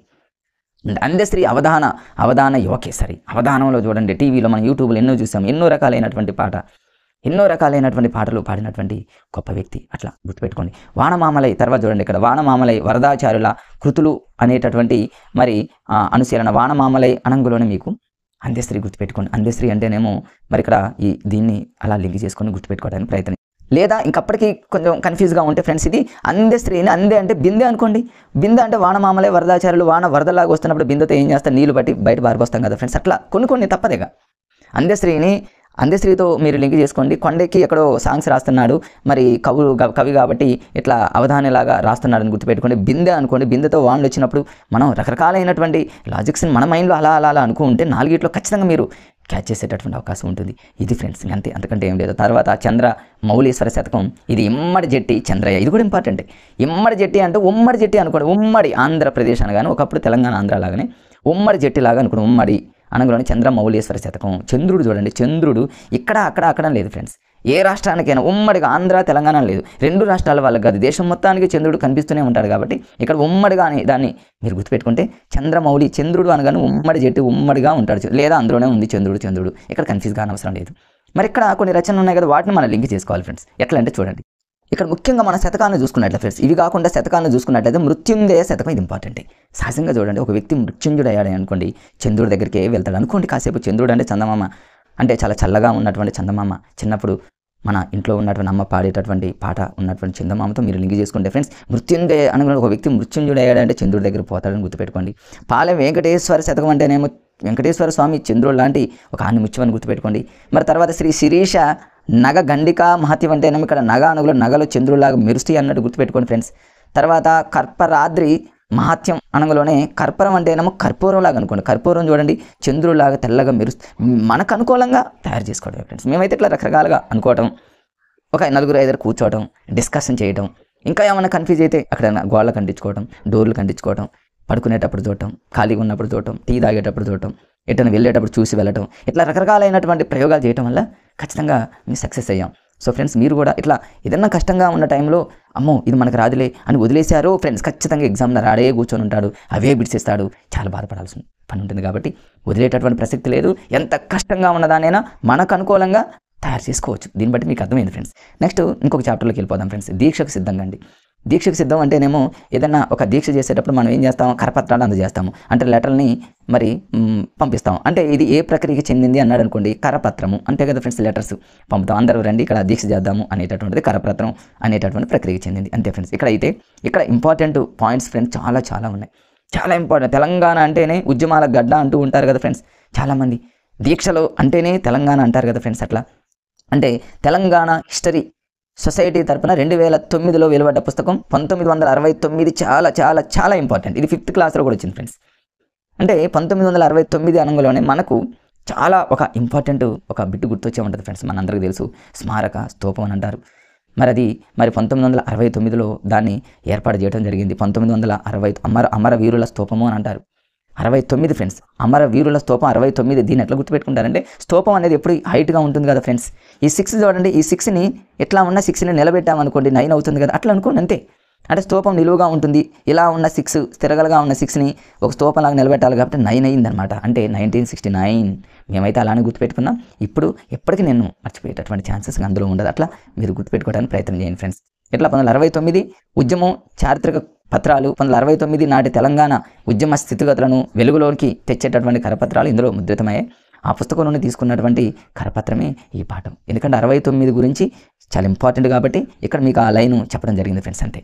నెక్స్ట్ ఇక్కడ చూద్దాం దీక్షకు సిద్ధం అంతే. ఎందుకంటే చెలిమి అనగానే ఫ్రెండ్షిప్, స్నేహము అని అంటాము ఫ్రెండ్స్. సహజంగా ఫ్రెండ్షిప్ చేస్తే సహజంగా చూడండి ఫ్రెండ్షిప్ చేస్తాం మనం. మరి ఫ్రెండ్షిప్ చేసినప్పుడు ఏమవుతుందంటే మరి మనకు మంచి జరుగుతుంది కదా ఫ్రెండ్స్. మరి ఎవరితో ఫ్రెండ్షిప్ చేయాలంటే మంచి వాళ్ళతో ఫ్రెండ్షిప్ చేయాలి. ఇంకా ఎవరితో ఫ్రెండ్షిప్ చేయాలంటే కావ్య అనేటటువంటి అమ్మాయితో ఫ్రెండ్షిప్ చేయాలనుకోండి ఫ్రెండ్స్. హాస్యంగా అంతే. రేపు చెలిమి అనేటటువంటి పాఠం ఏ ప్రక్రియకి చెందింది అని కథ అని, కథానిక అని, కావ్య అని, ఇంకోటి అన్నాడు అనుకోండి, జస్ట్ మనకు వెంటనే కేకే సార్ మనకి ఏం చెప్పారంటే కావ్య అనే అమ్మాయితో ఫ్రెండ్షిప్ చేయాలన్నారు కదా, అందుకని మీరు కావ్య ప్రక్రియకి చెందింది అనేది కనీసం మీకు అట్లా గుర్తొస్తుంది అనేటటువంటి హాస్యంతో మీకు అట్లా హాస్యంగా కావ్యతో చెలిమి అనేటటువంటి ఒక లింక్తో చెప్పా ఫ్రెండ్స్ అంతే. అంతకంటే అందులో ఏమీ లేదు. తర్వాత ఇందులో చాలా ఇంపార్టెంట్ ఉన్నాయి ఫ్రెండ్స్. చూడండి తెలుగు సాహిత్య చరిత్రలో తొలి అచ్చ తెలుగు కావ్యం ఏంటంటే యయాతి చరిత్ర చాలా ఇంపార్టెంట్. దీన్ని రాసినటువంటి కవి పొన్ని కంటి తెలగన. పన్ను కంటి తెలగన అన్నట్టు హాస్యంగా గుర్తుపెట్టుకోండి. పొన్ని అంటే పన్ను అని గుర్తుపెట్టుకోండి, కంటి అంటే కన్ను అనుకో. మన పన్ను మన కన్ను 2 వచ్చినాయి కాబట్టి యాలు 2 వచ్చినాయి. యా అంటే ఒకవేళ సడన్గా రాకపోతే యయాతి చరిత్ర అనగా 2 వచ్చినాయి. యా ఒక యా అంటేనేమో పన్ను, ఇంకొక యా అంటేనేమో కన్ను. పొన్ని కంటి తెలగన అంతే. ఇంకా తెలియనటువంటి మిత్రులు, కొత్తగా ప్రిపేర్ అవుతున్నటువంటి మిత్రుల కోసం ఇది ఆల్రెడీ చదువున్నటువంటి మిత్రులకి ఇది ఒక ఏదో మీరు వింటూ ఉంటారు, ఏదన్నా రానిది ఏదన్నా ఉంటే క్యాచ్ చేస్తారు, అక్కడ పేస్ట్ చేసుకుంటారు. ఓకే, ఆ విధంగా కూడా మరి ముందుకెళ్ళొచ్చు ఫ్రెండ్స్ అంతే. ఎందుకంటే ఏం లేదు, కావ్య అన్న అమ్మాయితో చెలిమి చేస్తే కావ్య ప్రక్రియ అంతే ఫ్రెండ్స్.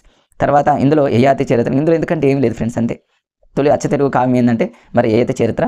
దీన్ని రాసింది ఎవరు అంటే మనకు తెలుసు, పొన్ని కంటి తెలగన అంతే. తర్వాత ఉద్యమ స్ఫూర్తి చాలా చాలా చాలా ఇంపార్టెంట్ ఫ్రెండ్స్. ఇది ఉద్యమ స్ఫూర్తి అనగానే తెలంగాణలో సంగం లక్ష్మీబాయి గుర్తుకు రావాలి. సంగం లక్ష్మీబాయి అద్భుతమైనటువంటి కోర్సు 2 ఉన్నాయి ఫ్రెండ్స్, నేను చెప్తా. ఈజీగా ఉంటుంది, ఏముండదు ఇందులో. సంగం లక్ష్మీబాయి అంటే మనం ఝాన్సీ లక్ష్మీబాయి అని గుర్తుపెట్టుకోండి ఫ్రెండ్స్. ఝాన్సీ లక్ష్మీబాయి తెలంగాణలో పోరాటం చేసినటువంటి వనితను మనందరూ తెలుసు. ఝాన్సీ లక్ష్మీబాయి మరి ఎన్నోసార్లు జైలుకు పోయిందని మనందరూ తెలుసు. ఝాన్సీ లక్ష్మీబాయి మీద ఎన్నో మూవీస్ వచ్చిందని మనందరూ తెలుసు. మరి ఝాన్సీ లక్ష్మీబాయి మరి చనిపోయింది కాబట్టి ఆత్మ శాంతించాలని మనం కోరుకుంటాం కదా ఫ్రెండ్స్. ఆత్మ శాంతించాలి కాబట్టి ఎందుకు చెప్తున్నానంటే ఇది ఏ ప్రక్రియకి చెందింది అన్నాడు అనుకోండి ఫ్రెండ్స్, ఇది ఆత్మ ప్రక్రియకి చెందింది. ఇక చూడండి ఫ్రెండ్స్, ఉద్యమ స్ఫూర్తి అనగానే మనకు రాణి రుద్రమదేవి లాగా, ఝాన్సీ లక్ష్మీబాయి లాగా మీరు ఆ లక్ష్మిని అలా లింక్ చేసి గుర్తుపెట్టుకోండి ఫ్రెండ్స్. రాణి రుద్రమదేవి లాగానే లక్ష్మి, ఆ విధంగా ఝాన్సీ లక్ష్మీబాయి లాగా మీరు గుర్తుపెట్టుకుంటే అన్ని పాయింట్స్ వస్తాయి. ఆత్మ అనగానే మీకు ఇది ఆత్మ ప్రక్రియకి చెందింది. ఇప్పుడు చూడండి ఇక్కడ ఏ ప్రక్రియకి చెందింది అన్నాడు అనుకోండి, ఆత్మకథ అంటే ఆత్మకథ అంటే తన కథని తాను, స్వీయ చరిత్ర. దీన్ని స్వీయ చరిత్ర అని కూడా పిలుస్తారు అంతే. ఇది ఉత్తమ పురుష, తాను గురించి చెబుతుంది కాబట్టి. ఇది ఏ విధంగా అంటేనేమో ఝాన్సీ లక్ష్మీబాయి లాగానే మరి ఎన్నోసార్లు జైలుకు పోయింది కాబట్టి నా జైలు జ్ఞాపకాలు, అనుభవాలు అనేటటువంటి ఆత్మకథలు ఉందని గుర్తుపెట్టుకోండి. ఇవన్నీ మీకు ఎందుకు చెప్తున్నానంటే మీకు కనీసం నా మాటలు కొంతవరకైనా గుర్తొస్తాయని.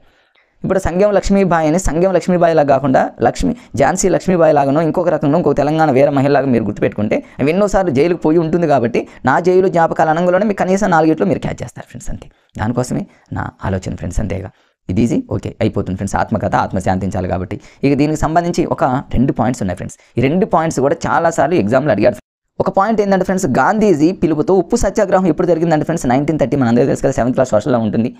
ఉప్పు ఎలా ఉంటుంది, గుండ్రంగా ఉంటుంది కదా ఫ్రెండ్స్. ఉప్పు తిన్నాం అనుకో, ఉప్పు ఎక్కువగా తింటే వాళ్ళకి ఎక్కువ మూడు వస్తుంది అన్నట్టు గుర్తుపెట్టుకుని హాస్యంగా ఫ్రెండ్స్. అంతే, అంటే 1930 అన్నట్టు అనమాట. అంటే ఉప్పు గుండ్రంగా ఉంటుంది, గల్లుప్పు కాబట్టి 1930 అంటానికి సోషల్లో మీకు అక్కడ వస్తుంది. ఆ వీడియో కూడా ఉంది ఫ్రెండ్స్. సోషల్కి సంబంధించి ఆల్ చాప్టర్స్తో ఒక అద్భుతంగా ఒక వీడియో చేశాను. చాలామంది మన మిత్రులు చూశారు ఫ్రెండ్స్. కొత్తగా చూస్తున్నటువంటి మిత్రులు ఆ వీడియో చూసేటటువంటి ప్రయత్నం చేయండి. మరి ప్లేలిస్ట్లో ఉంటుంది ఫ్రెండ్స్. చాలా అద్భుతంగా చేశారు ఫ్రెండ్స్ ఆ వీడియో. ఎట్లా గుర్తుపెట్టు. మరి ఉప్పు సత్యాగ్రహంలో పాల్గొన్నటువంటి మొట్టమొదటి వ్యక్తి ప్రథమ తెలంగాణ మహిళ అని రేపు అడిగితే ఫ్రెండ్స్ సంగెం లక్ష్మీబాయి, ఝాన్సీ లక్ష్మీబాయి లాగా సంగెం లక్ష్మీబాయిని అట్లా గుర్తుపెట్టుకున్నాను అనమాట. అంటే ఎన్నోసార్లు జైలుకు పోయింది కాబట్టి నా జైలు నా జ్ఞాపకాలు అనగానే ఝాన్సీ లక్ష్మీబాయి, సంగెం లక్ష్మీబాయి. ఉప్పు సత్యాగ్రహంలో గాంధీజీ పిలవగానే పాల్గొంది అనగానే ఫస్ట్ ఏమే అని గుర్తుపెట్టుకోండి ఫ్రెండ్స్. అంతేగా. తర్వాత రెండో బిట్ ఏంటంటే ఫ్రెండ్స్, బోధానోద్యమం అనగానే మనందరికీ తెలుసు. వెదిరే రామచంద్రారెడ్డి బోధానోద్యమం పాదయాత్రలో పాల్గొన్నటువంటి ప్రథమ మహిళ. ఎక్కడైనా బిట్ చూడండి ఫ్రెండ్స్. అది మరి ఏ కంటెంట్ అయినా సరే ప్రథమంగా మొదటిది, ప్రథమంగా తొలిసారిగా అనేటటువంటి పదాలు కనుక ఎక్కడైనా వాడితే అవి చాలా ఇంపార్టెంట్. వాటిని పర్ఫెక్ట్గా చదవాలనేది మనందరికీ తెలుసు. సో తొలి వ్యక్తి, తొలి లేడీ కాబట్టి ఏమో సంగం లక్ష్మీబాయి అనేది చాలా ఇంపార్టెంట్. గతంలో చాలాసార్లు అడిగాడు కాబట్టి ఫ్రెండ్స్ దాన్ని మీరు గుర్తుపెట్టుకునే ప్రయత్నం చేయండి అంతే ఫ్రెండ్స్. నెక్స్ట్ కోరస్ అంటే మనందరికీ తెలిసి ఏదైనా ఒక సాంగ్ పాడుతూ ఉంటే వెనకాల నుండి కోరస్ ఇస్తూ ఉంటారు కదా ఫ్రెండ్స్. ఒక ఎంతమంది అయినా ఉండొచ్చు, కోరస్ ఇస్తూ ఉంటారు, దాన్ని కోరస్ అని అంటారు. అట్లా అనమాట. లేదా ఎవరైనా సహజంగా ఎక్కడైనా ఒక వ్యక్తి చనిపోయాడు అనుకోండి ఫ్రెండ్స్. చనిపోతే మనం ఏం చేస్తాం, చావు గీతాలు పాడుతూ ఉంటారు అన్నట్టు. ఏదో అంటే ఏడుస్తూ మన జనరల్ హాస్యమే ఫ్రెండ్స్ ఇదంతా కూడా. ఎందుకంటే అవన్నీ కోర్స్ కోసం మేము క్రియేట్ చేసుకున్నటువంటి పదాలు. చావు గీతం అనేది ఇక్కడ వచ్చింది, డబ్బు గీతం అనేది ఇక్కడ వస్తుంది. డబ్బులు కొడుతూ ఉంటారు, చావు గీస్తూ ఉంటారు. మరి సలంద్ర లక్ష్మీనారాయణ అనే దాంట్లో మేము ఎలా గుర్తుపెట్టుకున్నాం, కోరస్ అంటే ఏంటంటే, కోరస్ అంటే చావు గీతాలు ఇట్లాంటివి వెనకాల నుంచి ఇస్తూ ఉండేటటువంటి వాళ్ళని చావు గీతాలు అంటూ ఉంటాం కదా, అట్లా హాస్యంగా ఫ్రెండ్స్. సలంద్ర అంటేనేమో ఇది, సలంద్ర అంటేనేమో రంధ్రం అనేటటువంటి పదంతో గుర్తుపెట్టుకో. అంటే ఇప్పుడు ఒక వ్యక్తి చనిపోయాడు అనుకోండి, మన నోసు 2 ముక్కలకి ఏం చేస్తారు ఫ్రెండ్స్, తెలంగాణ ఎక్కడైనా సరే దూది లాంటిది పెడతారు. వేడి గాలి అనేది పోకుండా, చల్లగాలి అనేది పోకుండా. వేడి గాలి అనేటటువంటి రచన చేసింది ఎవరు అంటాడు అనుకో రేపు, సలంద్ర లక్ష్మీనారాయణ ఫ్రెండ్స్. వేడి గాలి ఎస్ ఉంది, చావు డప్పులు కొడుతూ ఉంటారు. ఇట్లా ఈ విప్లవం అది కాదు ఫ్రెండ్స్. ఇట్లా మనం కొన్ని దీంతోనే లాజిక్గా మరి అక్కడ ఇంకా ఏమంటారంటే ఫ్రెండ్స్, నారాయణ అంటూ ఉంటారు. ఎందుకంటే ఒక వ్యక్తి చనిపోయాడు అనుకోండి, అట్లా చావుకి ఇవన్నీ మీకు వస్తాయి చూడండి ఫ్రెండ్స్. ఇప్పుడు ప్రతిదీ ఇక్కడ ఒక ఇంపార్టెంట్ బిట్ ఉంది ఫ్రెండ్స్. ఇక్కడ చూడండి, చాలాసార్లు అడిగినటువంటి బిట్టు. ఇక్కడ దీని ఇటువైపు చూపిస్తా చూడండి, కాళోజీ నారాయణరావుకి సంబంధించి. ఇట్లాంటి వాటిని వదలొద్దు ఫ్రెండ్స్ మీరు. కాళోజీ నారాయణరావు ఇక్కడ ఒక అద్భుతమైనటువంటి పెద్ద కొటేషన్ ఇచ్చాడు, ఎగ్జామ్లో వస్తుంది అంతే, చాలా ఇంపార్టెంట్ అది. ఏది ఇక్కడ చూడండి, అన్నపు రాసులు ఒకచోట, ఆకలి మంటలు ఒకచోట అని ఇక్కడ ఒక పెద్ద కొటేషన్ ఇచ్చాడు ఫ్రెండ్స్. ఇది మరి కాళోజీ నారాయణరావు గారికి సంబంధించినటువంటిది. కాళోజీ నారాయణరావుని మనం తెలంగాణ వైతాళికుడు అని కూడా పిలుస్తారు. అది చాలా ఇంపార్టెంట్. ఎగ్జామ్లో ఎన్నోసార్లు అడిగారు, తెలంగాణ వైతాళికుడు అని ఎవరు పిలుస్తారంటే కాళోజీ నారాయణరావు. దాన్ని ఎట్లా గుర్తుపెట్టుకుంటారు, వైతాళికుల్లో తాళి అని గుర్తుపెట్టుకోండి. సహజంగా మ్యారేజ్ టైంలో తాళిని పెళ్లి కొడుకు పెళ్లి కూతురు మెడలో కదా కట్టేది, కానీ ఇక్కడ రివర్స్గా కాళ్ళకు కడతారని గుర్తుపెట్టుకోండి ఫ్రెండ్స్. కాళోజీ అంటే తాళి, కాళ్ళకి తాళి అని గుర్తుపెట్టుకోండి. ఏదో హాస్యంగా అంతే ఫ్రెండ్స్. కాళ్ళకు తాళి, వైతాళికుడు అనగానే కాళోజీ, కాళ్ళు గుర్తొస్తే కనీసం 4 ఆప్షన్లో మనం టక్కున ఆన్సర్ని పెట్టేటటువంటి ప్రయత్నం ఉంటుంది కాబట్టి ఫ్రెండ్స్ అంతే. తర్వాత నెక్స్ట్ ఇక్కడ చూడండి, ఏ ప్రక్రియకి చెందింది ఫ్రెండ్స్. ఇక్కడ వచ్చిన కవిత చాలా ఇంపార్టెంట్. కోరస్ చేసేవాళ్ళు చూడండి, ఒక సాంగ్ పాడుతున్నప్పుడు ఏదైనా చేస్తున్నప్పుడు వెనకాల నుండి కొంతమంది కోరస్ చేస్తూ ఉంటారు. కోరస్ చేసేటప్పుడు అక్కడ డైరెక్టర్ కానీ మ్యూజిక్ ఏం చేస్తారంటే పిలుస్తేప్పుడు వాళ్ళు ఏమంటారు, వచ్చేనా అంటూ ఉంటారు కదా. లేదా అందరూ వచ్చారా, కోరస్కి అందరూ వచ్చారా అంటే ఇక్కడ వచ్చినా అని అర్థం. కవిత అంటే కవితలాగా గుర్తుపెట్టుకుని అంతే. ఓకే ఫ్రెండ్స్, మీకు అర్థమైందని నేను అనుకున్నాను. కోరస్ అనగానే కోరస్కి వచ్చారా, ఎస్ వచ్చిన మనకు అనుకూలంగా సెట్ చేసుకోవాలి ఫ్రెండ్స్ అంతే. అంతేగాని వచ్చిన కవిత కోరసు ఇట్లా దానికి లింక్ లేకుండా అయితే చదవడానికి ప్రయత్నం చేయదు ఫ్రెండ్స్. అది ఏదైనా కావచ్చు. ఇక్కడ చూడండి, ఇంకా ఇక్కడ ఇంపార్టెంట్ మీకు చెప్పే కదా ఫ్రెండ్స్. ఇప్పుడు మీకు చావు గీతం అని చెప్పే కదా, చావు గీతం ఇక్కడ చావు గీతం అన్నాడు. కోరస్ అంటే ఇక్కడ సలంద్ర లక్ష్మీనారాయణ. సలంధ్ర అనగలోనే రంధ్ర అంటేనేమో 2 రంధ్రాలు 2 ముక్కులు, దూది. ఆ సీన్ గుర్తొస్తే సలంధ్ర అన్నట్టు గుర్తొస్తే చావు డప్పు, చనిపోయిన తర్వాత చావు గీతాలు, డప్పు గీతాలు ఇవన్నీ మనకు ఆటోమేటిక్గా వస్తాయి ఫ్రెండ్స్ అంతే. ఏదో హాస్యం కోసం అంతే, అంతకంటే ఏమీ లేదు ఫ్రెండ్స్. తర్వాత ఇక్కడ మరి ఇక నేను చెప్పినటువంటి అన్నీ చూడండి. వేడి గాలి అంటే ఇప్పుడు సలంధ్ర 2 ముక్కులు, దూది వేలు పెడుతూ ఉంటారు చనిపోయిన తర్వాత, అంటే వేడిగాలి పోకుండా. సలంధ్ర అంటేనేమో వేడిగాలి పోకుండా అట్లా. చావు గీతం, డప్పు గీతాలు. ఇక్కడ ఇంపార్టెంట్ విషయం ఏంటంటే ఫ్రెండ్స్, చాలాసార్లు అడిగిన బిట్ ఇక్కడ చూడండి, ఇది చాలా ఇంపార్టెంట్. దళిత సాహిత్య ఉద్యమానికి పునాది అని చెప్పుకునేటటువంటి కవితల్లో మరి సలంధ్ర, మరి దళిత మేనిఫెస్టో చాలా ఇంపార్టెంట్. ఇక్కడ దళిత అనే పదం మిస్ అయింది ఫ్రెండ్స్, చాలా ఇంపార్టెంట్. దళిత మేనిఫెస్టో అంటే మనకి ఎలక్షన్ల ముందు పొలిటికల్ నాయకులు ఏం చేస్తారు, మేనిఫెస్టో రిలీజ్ చేస్తారు ఫ్రెండ్స్. అసలు దళిత మేనిఫెస్టో అనంగలోనే మనకు సలంద్ర లక్ష్మీనారాయణ గుర్తు రావాలి ఫ్రెండ్స్. సలంద్ర లక్ష్మీనారాయణ అనంగలోనే దళితుల గురించి చాలా అద్భుతంగా కష్టపడినటువంటి వ్యక్తి అనమాట. భాగ్యరెడ్డి వర్మ తెలంగాణ మూమెంట్లో మన మాదిరి భాగ్యరెడ్డి ఎట్లయితే మనం గుర్తుపెట్టుకుంటామో, ఇక్కడ మన తెలుగుకి సంబంధించి చాలా ఇంపార్టెంట్. సలంద్ర లక్ష్మీనారాయణ దళితుల కోసం చాలా కృషి చేసి దళిత స్వాతంత్రోద్యమానికి పునాది వేసినటువంటి గొప్ప వ్యక్తిగా మనం ఈయన పిలుచుకుంటాము. మరి చాలా గొప్ప వ్యక్తి కాబట్టి దీని మీద ఎగ్జామినర్ బిట్ ఇవ్వడానికి 100కి 100% అవకాశం ఉన్నటువంటి ఏరియా ఫ్రెండ్స్. ఇక్కడ దళిత, దీన్ని ఎట్లా గుర్తుపెట్టుకోవాలి? దళిత మేనిఫెస్టో అనగానే మనకు సలంద్ర లక్ష్మీనారాయణ టక్కన గుర్తు రావాలి. వెంటనే గుర్తు రావాలంటే సలంద్రాలో సల అంటే చల్లగా అని గుర్తుపెట్టుకోండి. తెలంగాణలో చల్లగా అనే పదాన్ని చల్లగా అంటే దళితులు చల్లగా ఉండాలి అన్నట్టు ఏదో హాస్యంగా గుర్తుపెట్టుకోండి. వాళ్ళకి సలంద్ర లక్ష్మీనారాయణ అంటే వాళ్ళకి లక్ష్మీదేవి మంచి కలిసి రావాలి, వాళ్ళు చాలా చల్లగా ఉండాలన్నట్టు ఏదో మనకు అనుకూలంగా ఫ్రెండ్స్. అంటే కొన్ని అలా అనుకున్నాం అనుకోండి, రేపు ఎగ్జామ్లో బిట్ అడిగినప్పుడు కనీసం 4 ఆప్షన్లో ఖచ్చితంగా మనం గుర్తిస్తాం ఫ్రెండ్స్. అట్లా చాలా ఇంపార్టెంట్. మీకు ఇంకేదన్నా మీకు అనుకూలంగా కోడ్ అనిపించినా కూడా మీరు క్రియేట్ చేసుకోండి. ఈ బిట్ మాత్రం, ఈ ఏరియా మాత్రం ఖచ్చితంగా ఇంపార్టెంట్ ఏరియా ఫ్రెండ్స్. మర్చిపోకుండా ఫాలో అప్ అవ్వండి. Okay friends. నెక్స్ట్ వాగ్భూషణం అంటే మాట్లాడటం. ఎవరైతే అద్భుతంగా మాట్లాడగలరో అలాంటి వాళ్ళు అద్భుతంగా కూడా రాయగలరు. మాట్లాడే వాళ్ళు అద్భుతంగా రాస్తారు. కాబట్టి ఇది వ్యాస ప్రక్రియ. ఇది ఏ ప్రక్రియకి చెందింది అన్నాడు అనుకోండి ఫ్రెండ్స్, వ్యాస ప్రక్రియ. చూడండి ఇక్కడ ఇచ్చాడు వ్యాస ప్రక్రియ. దాన్ని బైహార్డ్ చేయాల్సిన పని లేదు. అద్భుతంగా మాట్లాడే వాళ్ళు అద్భుతంగా రాస్తారు. వాగ్భూషణం అనేటటువంటి పాఠం ఏ ప్రక్రియకి చెందిందని రేపు అడిగితే మాత్రం వ్యాసం. అద్భుతంగా మాట్లాడతారు కాబట్టి అద్భుతంగా. ప్రతిదాన్ని చూడండి, నేను ఎక్కడికెక్కడ అద్భుతంగా కన్ఫ్యూజ్ కాకుండా నేను తయారు చేసుకుని. ఇక్కడ చూడండి వేముగంటి నరసింహాచార్యులు, ఇది కూడా ఇంపార్టెంట్. వేముగంటి అంటే మీకు గతంలో చెప్పా ఫ్రెండ్స్, వాము అనుకోండి వేముగంటిని. వాముగంటి వాము అనగలో మీకు విద్వత్ కవి అయినా, విద్వత్ కవికి సంబంధించి మరిగంటి పురుషోత్తమాచార్యులు ఒకరు ఉన్నారు, వేముగంటి నరసింహాచార్యులు ఒకరు ఉన్నారు. మీకు గతంలో వీడియోలో చెప్పడం జరిగింది ఫ్రెండ్స్. ఆ లాజిక్ కూడా విద్వత్ కవి అంటే విద్యుత్ అని. మీరు ఆ వీడియో చూడనటువంటి మిత్రులు ఎవరైతే ఉన్నారో ఆ వీడియో చూసేటటువంటి ప్రయత్నం చేయండి ఫ్రెండ్స్. వేముగంటి నరసింహాచార్యులు గారు ఒక కొటేషన్ చెప్పారు ఫ్రెండ్స్. ఇక్కడ కొటేషన్ చూడండి, మొత్తం చెప్పండి, జస్ట్ ఒక 2 అట్లా మీరు చూసుకోండి. మాటల కోటలు గట్టి మహారాజుగా మసులుతాడొకడు, మాట చేటలతో మనసు చెరిగిపోతాడొకడు, మాటలు బాటలు వేస్తాయి, మాటలు పాటలు రాస్తాయి, మాటలు లేకపోతే ఇట్లా కొటేషన్ రాయటం జరిగింది ఫ్రెండ్స్. ఈ కొటేషన్కి సంబంధించినటువంటి వ్యక్తి ఎవరంటే వేముగంటి వాము అని గుర్తుపెట్టుకోండి ఫ్రెండ్స్. ఇక్కడ వాము అనేటటువంటి పదంగా గుర్తుపెట్టు. వాము తిన్నారనుకోండి వాళ్ళ మాటలు దాడతాయిగా, ఏదేదో మాట్లాడుతూ ఉంటారు, అద్భుతంగా మాట్లాడుతూ ఉంటారు, వాయిస్ చాలా స్మూత్గా వస్తుంది, సింగర్స్ మంచిగా పాడతారు. వాము కానీ సొంటి కానీ ఇట్లాంటివి కొన్ని మరి ఆయుర్వేదాలు వాడుతూ ఉంటారు కదా ఫ్రెండ్స్. అట్లా హాస్యంగా తీసుకోండి ఫ్రెండ్స్ గుర్తుపెట్టుకోవడానికి. ఇట్లా అంటే ఇది వ్యాస ప్రక్రియకి చెందింది. మీకు అర్థమైపోయింది. అంటే వాగ్భూషణం చేసేవాళ్ళు వ్యాసం కూడా బాగా రాస్తారని. మరి దీనికి సంబంధించిన ప్రతి బిట్టి ఇంపార్టెంట్ ఫ్రెండ్స్. మరి ఇక్కడ వాగ్భూషణం అనంగలోనే మనకు డాక్టర్ ఇరువెంటి కృష్ణమూర్తి గారు గుర్తు రావాలి. మీకు గత వీడియోలో ఫ్రెండ్స్ అమ్మ జ్ఞాపకాలు అనేటటువంటి లెసన్ వచ్చింది. అమ్మ జ్ఞాపకాలు అనగానే మీకు హీరో కృష్ణ గుర్తుకు తెచ్చుకొని అని చెప్పాను ఫ్రెండ్స్. మీకు గుర్తుందో లేదో, హీరో కృష్ణ ఏమంటాడు, అందరూ తెలిసినటువంటి ఫేమస్ డైలాగు అమ్మ అని అంటాడు కదా ఫ్రెండ్స్. ఇక్కడ మీరు ఏం చేస్తారంటే ఇరువెంటి కృష్ణమూర్తి అంటే మన ఇంటి పక్కనే ఉన్నటువంటి హీరో కృష్ణ అనుకోండి. ఇరువెంటి మన ఇంటి పక్కన, ఇరుగు పొరుగు కృష్ణ ఏదో అట్లా మేమైతే ఇలానే గుర్తుపెట్టుకున్నాం ఫ్రెండ్స్. ఇరువెంటి మన ఇంటి పక్కనే ఉన్నటువంటి కృష్ణకి సంబంధించి అన్ని పాయింట్స్ వస్తాయి చూడండి. మన ఇంటి పక్కనే ఉన్నటువంటి కృష్ణ అనంగంలో మనకు అన్నీ వచ్చేస్తాయి ఫ్రెండ్స్. ఇందులో మరి రచనలు వస్తాయి, అన్నీ వస్తాయి చూడండి. మన ఇంటి పక్కన ఉన్నటువంటి కృష్ణకి సంబంధించినటువంటి ముఖ్యమైన పాయింట్లు ఏంటంటే చూడండి. ఇక్కడ చూడండి, తెలుగు ఉత్తర భారత సాహిత్యాలు అన్నాడు. హీరో కృష్ణకి సంబంధించి మన తెలుగే కాదు ఫ్రెండ్స్, ఉత్తర భారతదేశ రాష్ట్రాలలో కూడా ఎన్నోసార్లు అద్భుతంగా మరి రాణించినటువంటి హీరో కాబట్టి తెలుగు ఉత్తర భారత సాహిత్యాలంటే మాత్రం కృష్ణను ఒకసారి గుర్తుకు పెట్టుకోండి. కనీసం 4 100% ఇస్తాడు ఫ్రెండ్స్. లేదా చాటువులు అంటేనేమో మరి హీరో కృష్ణ యొక్క చాటువులు అంటే మాటలు కానీ పలుకులు కానీ చాలా అద్భుతంగా పలుకుతాడు కదా ఫ్రెండ్స్. హీరో కృష్ణ మనందరికీ తెలుసు. వాగ్భూషణం అద్భుతంగా మాట్లాడతాడు కదా. వేగు చుక్కలు చూడండి సినిమా, హీరో కృష్ణకి సంబంధించి తొక్కుడు బండ, వేగు చుక్కలు, అది చిన్న భలే అద్భుతంగా ఉంటాయి కృష్ణకి సినిమాకి సంబంధించినట్టు. అట్లా అనుకోండి వేగు చుక్కలు. వెలుగు బాటలు అంటే కృష్ణ వెలుగు బాటలు కూడా వేస్తాడని గుర్తుపెట్టుకోండి. వెలుగు బాటలు మూవీ కూడా కృష్ణది అనుకోండి. కృష్ణ యొక్క అడుగు జాడల్లో తన కొడుకులు నడుస్తున్నాడని, తన సినిమాలు చూసినటువంటి వ్యక్తులు నడవాలని, ఇట్లా అంతే ఫ్రెండ్స్. తర్వాత ఇక్కడ ఇది ఇంపార్టెంట్ ఫ్రెండ్స్. ఇరుగు పొరుగు అని నేను ఎందుకు అంటున్నానంటే ఇరువెంటి కృష్ణమ అనంగలోనే ఇరుగు పొరుగు ఎందుకు అంటున్నానంటే ఇరుగు పొరుగు అంటే ఆంధ్ర తెలంగాణ అన్నట్టు. ఇప్పుడు అంటే ఆంధ్ర తెలంగాణ అనంగలోనే కృష్ణ ఎందుకు చెప్తానంటే తెలంగాణ రచయితల సంఘం కార్యదర్శిగా పనిచేశాడు. అంటే ఇటు ఇరుగు పొరుగులో తెలంగాణ వచ్చింది.